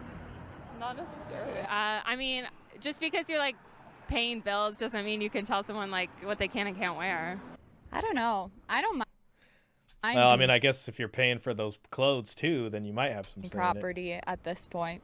There's always Where? I mean, I don't know. I don't mind being property at this point. There's always going to be a level of misogyny that comes with masculinity. It's a double-edged sword. I think women kind of understand that dynamic, and you see with Andrew Tates and these type of guys that are labeled as misogynists, they still have no shortage of female suitors that are totally into that would rather be in a submissive state and be dominated by a very masculine personality. Is giving birth more of a privilege or burden for women? Burden. It's both, because it messes with your body a little bit, but on another level, you're bringing another human being into the world. You know what? I guess it depends whose baby you're birthing, because maybe for some of them it's a privilege to give birth to some royalty's baby. Maybe, I don't know, you know, but it could be. I mean, it's a burden biologically, but who knows? Maybe it's a privilege. I think it's a blessing. It is There a you go. privilege. It's a blessing. It's a blessing. Some women think it's a burden because they're selfish about their own bodies, There and you that's all I feel. Because I think it's Well, I guess the opposite question, if you think about it, would be: is it a burden that a man has to get drafted and protect the nation? You know what I mean? And if you apply what he's saying, like, well, it's a privilege to be able to step on the battlefield and, you know, play hopscotch with a bunch of DJI drones dropping packages on you. You know, I guess it's just it's a duty in that way, but privilege it's tough, you know, because we got to think about it how it works for us too. a blessing. Every child is a blessing. I got 2 of them. Is providing for a family more of a privilege or burden for men? You could argue it's both. Every man should be proud to take care of your family, no matter what. I'll drop everything to do it. I'll give everything to do it. I'll give my own soul, just like Jesus did. How likely are men to leave if their wife can't bear children? They do. No, I don't think it's likely. Most men don't even want kids. I think that most men that want children, at least in my experience, they'd be fine with adopting or any of the in vitro, things like that. How likely are women to stay if their man can't provide? They don't. Yeah, I don't know too many that's going to stay. Okay, so then wouldn't providing for a family be more of a burden for a man? No, not really. Well, I mean, it's a responsibility. If he doesn't meet that responsibility, she's gonna leave, right? Yeah, that she obligated to leave. She can leave if she feel like he's not going to provide, but I don't think. So it kind of reminds me of I think it was I Trevor who asked it earlier. Can a man stop providing if he's not in the mood, or if she's not providing, can he then stop also? It's a burden. How does being masculine help men who are screwed over by the family court system? There you go. Man, wow, that's great. I don't think it helps at all. Doesn't at all.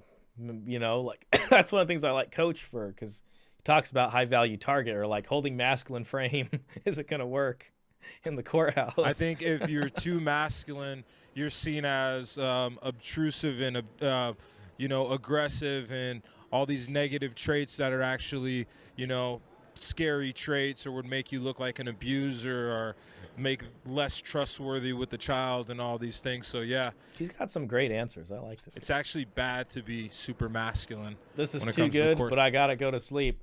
Hey man, appreciate you hanging out and watching. Big shout out to you. And I know you were working out, so hopefully you're gonna be getting some of this when you walk into a room. Yeah. But yeah, man, you have a great night. I know it's getting pretty late here, so I'll probably call it soon. System. It doesn't help them at all. There's nothing they could do for it to help them. How does being masculine help men who are falsely accused? Oh, It doesn't. gosh. It might even work against you. Whether a man is masculine or not, doesn't he still deserve equal justice? Absolutely. Yes, especially when it comes to children. So why is there so much talk about masculinity rather than men's rights? I would argue there is talk about it. It just doesn't hit the mainstream media. I think there's a war on masculinity that's going on right now. That's sort of what I wish, I don't know. I don't know why, like, I kind of wish that was talked about a little bit more with the James Sexton, Matt Walsh interview. It's just they focus on other things. But, he's a private family law attorney. He's talking about what he can offer in terms of prenups and stuff. I don't mean that like from he's trying to sell it way, but that's what he's familiar with. To be honest with you, they want men to be more submissive and docile in a certain type of way, but the soft guy era incoming. Truth is, it's kind of like still not attractive to women at the same time. And I'm talking about more of the more attractive women that would be out there that most men desire. They're still into more masculine men. Why do women often attack a man's masculinity when they don't get what they want? Why is it that women say the man is gay when they reject them? Because I think that's the heart of their ego. Exactly. I would say that is the metaphorical nutshot. looks are the heart of women's ego. Why are women so well? Yeah, it's like you're ugly and you're promiscuous. Ooh, man, or welcoming of the gay community, yet so quick to shame a man as gay when they don't get what they want. That's a fantastic double standard. Yeah, that's true. It's not that they don't get what they want. It's that they're rejected and they cannot even fathom the thought that maybe they're just not attractive to the guy. Again, that's just the easiest way to attack a man's pride is, say he's gay or imply that he's weak or any of those type of things. Make him feel less than. If you're a guy and you don't subscribe to the sort of classic or the Andrew Tate style of masculinity, and you've carved your own version, you've become the overman in a sense, and you've read your Friedrich Nietzsche right here, and you make your own values. If they insult you like that, would it even really matter, or would it just like bounce off of you like a ping pong ball? Not good enough for you. It's often said life isn't fair. Who is more likely to be expected to accept injustice, men or women? I think that's an easy one. Men. If it's not men, why do we have the expression "take it like a man"? Because men are statistically and just biologically more strong than women. So men are just expected to take abuse? No, but biologically, men are stronger than women. What are they going to say? They already have the Duluth model, which automatically presumes that the man is guilty when the police show up. Because men are supposed to take a lot of shit and handle it and be hard and strong. And that's what's accepted of a man. And if you don't do that, then you're considered weak. All right. That was a shout out to It's Complicated channel. Let's see the comments real quick. I think I went through this once. Oh, maybe I didn't. The red-haired lady is one of the reasons why a lot of men are walking away from dating. Oh, man. Yeah, I guess I should have guessed they were going to come after her first. Imagine hearing that first chick voice for the rest of your life. Hey, that's what Shadrach said. Women can do no wrong is a crazy quote. We will all soon learn that we simply have to stop treating women like adults. It's embarrassing at this point. The first girl could give the best sales pitch for noise-canceling headphones. Oh, man. I don't think it's a burden to provide. Get your passports, gentlemen. Red-haired woman is going to be selling feet pics in her apartment full of cats until she's 60. All right. Well, heck, man, that's been one heck of a stream. Looks like we're going on... I don't even know how long I've been streaming for. Oh, 3 hours and 55 minutes.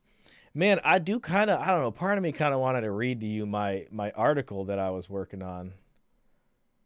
Ooh.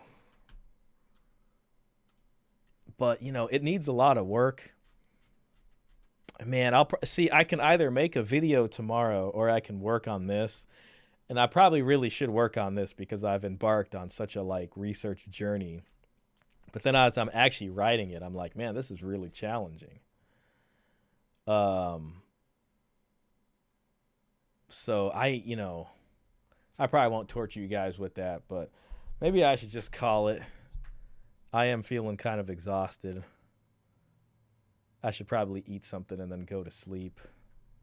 But all the folks who were watching, man, I really appreciate that. I know Trevor was out there, and he gave me a super chat, which I do appreciate. Man, you can probably see in my eyes, I feel like I'm going to fall asleep. So thanks again for the super chat. I really do appreciate that. And I got a freaking list of videos I got to make, so I really needed to do that. I'm glad I did the stream because I wanted to do something for you guys because I know I haven't posted in a while, which I don't feel good about, you know.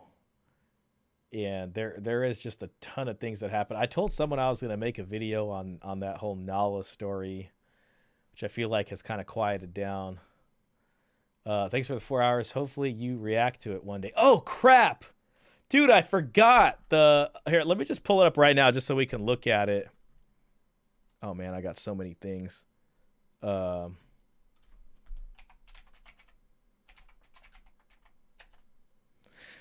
You know, and I've been meaning to watch this, but I just haven't. I know you... Oh, did I watch it? This must have been a video I was falling asleep to because I don't remember anything about this. Okay, 42 minutes. Listen, man, I'm going to ask you to remind me. And it's not because I definitely want to do it. It sounds like a good video for sure, but maybe I will do, I don't know how weekdays are. Shadrach, appreciate you, man. I could probably do this one of these evenings in the weeknight this week, or I could save it for next week. But this does look really good, man. The coming incel revolution. The revolution is here, and it's beginning with the soft guys. So, again, yeah, tomorrow I'll probably be pretty engrossed on reading more into this dowry stuff. Let me just read you like a paragraph of some of the dry stuff I've been reading. This one's really not even that dry. Let me just find one before I call it. Let me find one. Let's see. Brideprice.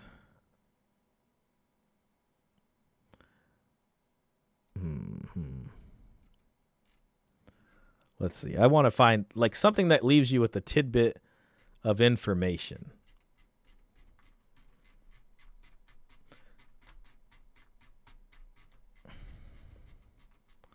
Okay. Here we go. Brideprice. Here we go. Let's read this one. Bride price paying societies have also been associated with a strong female role in agriculture. Bride price meaning that you don't pay her the money, you pay her family the money so that you can marry her and bring her into your house. Boserup, in particular, has argued that bride price is found in societies in which agriculture relies on light tools, such as the hoe, and thus where women are actively engaged. In contrast, she argues, dowry is more common in heavy plow agriculture where the role for women is limited. This connection seems supported by the occurrence of bride price in sub-Saharan Africa and China, where women's participation in agriculture is relatively high, meaning that they create a kind of income, right? They bring income value into your house. The reemergence of dowry in medieval Europe also corresponded to a period of economic expansion coinciding with the introduction of heavier plow agriculture technology. In turn, this technology led to greater productivity, more surplus for trade, growth in commerce, and a rise of towns, all of which have been argued to increase the amount of household-bound activity for women. The use of bride price has tended to correlate with polygyny. Men have more than one wife, and also with the possibility of divorce. Now, what they're talking about directly here is Islam. So what Islam changed specifically about marriage rules was that when a man marries a woman, he has to pay her an amount that's contractually negotiated at the time of the wedding. And the religion also provides a pathway for divorce. So the amount you pay the woman it's not a bride price for her family. It's a bride price that goes to her. And if you die or if you guys get divorced, she has that money to sustain herself until her next marriage or for whatever amount of time. Okay.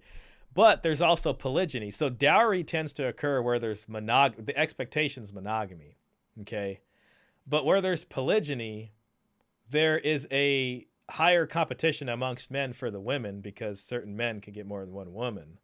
So that creates a payment from the man's side to the woman's side. In contrast, monogamy is the norm and divorce is rare in dowry-paying societies, right? So this would be like your Western Christian society where there is no divorce and the expectation is lifelong monogamy. For example, bride price is near universal in sub-Saharan Africa, where more than 95% of societies are traditionally polygynous. That's different from polygamy. Polygyny means man marrying more than one woman. Polyandry is a woman marrying more than one man. Polygamy is an umbrella term for both of those. Polygyny was also permitted in ancient Israel, Mesopotamia, ancient Egypt, classical China. And remember, they had bride prices back then. And Islamic countries, all of which commonly had the burden of marriage payments falling to the groom's side. In contrast, lineage and locality of postmarital residence seem to play little role in determining the direction of payments. Both dowry and bride price paying societies tend to be patrilineal. Children belong to the lineage of their father, and patrilocal. Brides join the household of the grooms and their families upon marriage. Anyways, I won't torture you guys with that. I just wanted to share some more interesting things for you guys there. Great stream. Appreciate that, Shadrach. It's 40 men. Leave it for another night. Don't stress. Awesome. We'll do that. I wake up 6 a.m., so if you can stream in your afternoon, I'll be up. Got it. On the weekdays, I typically get home around, it's going to be around 5-ish next week because I'm working longer hours. But if not, we'll do it the weekend, but we can maybe do it one of the evenings. But if I do it, I'll schedule the stream. Anyways, man, I appreciate everybody. You guys take it easy. I'm going to end the stream.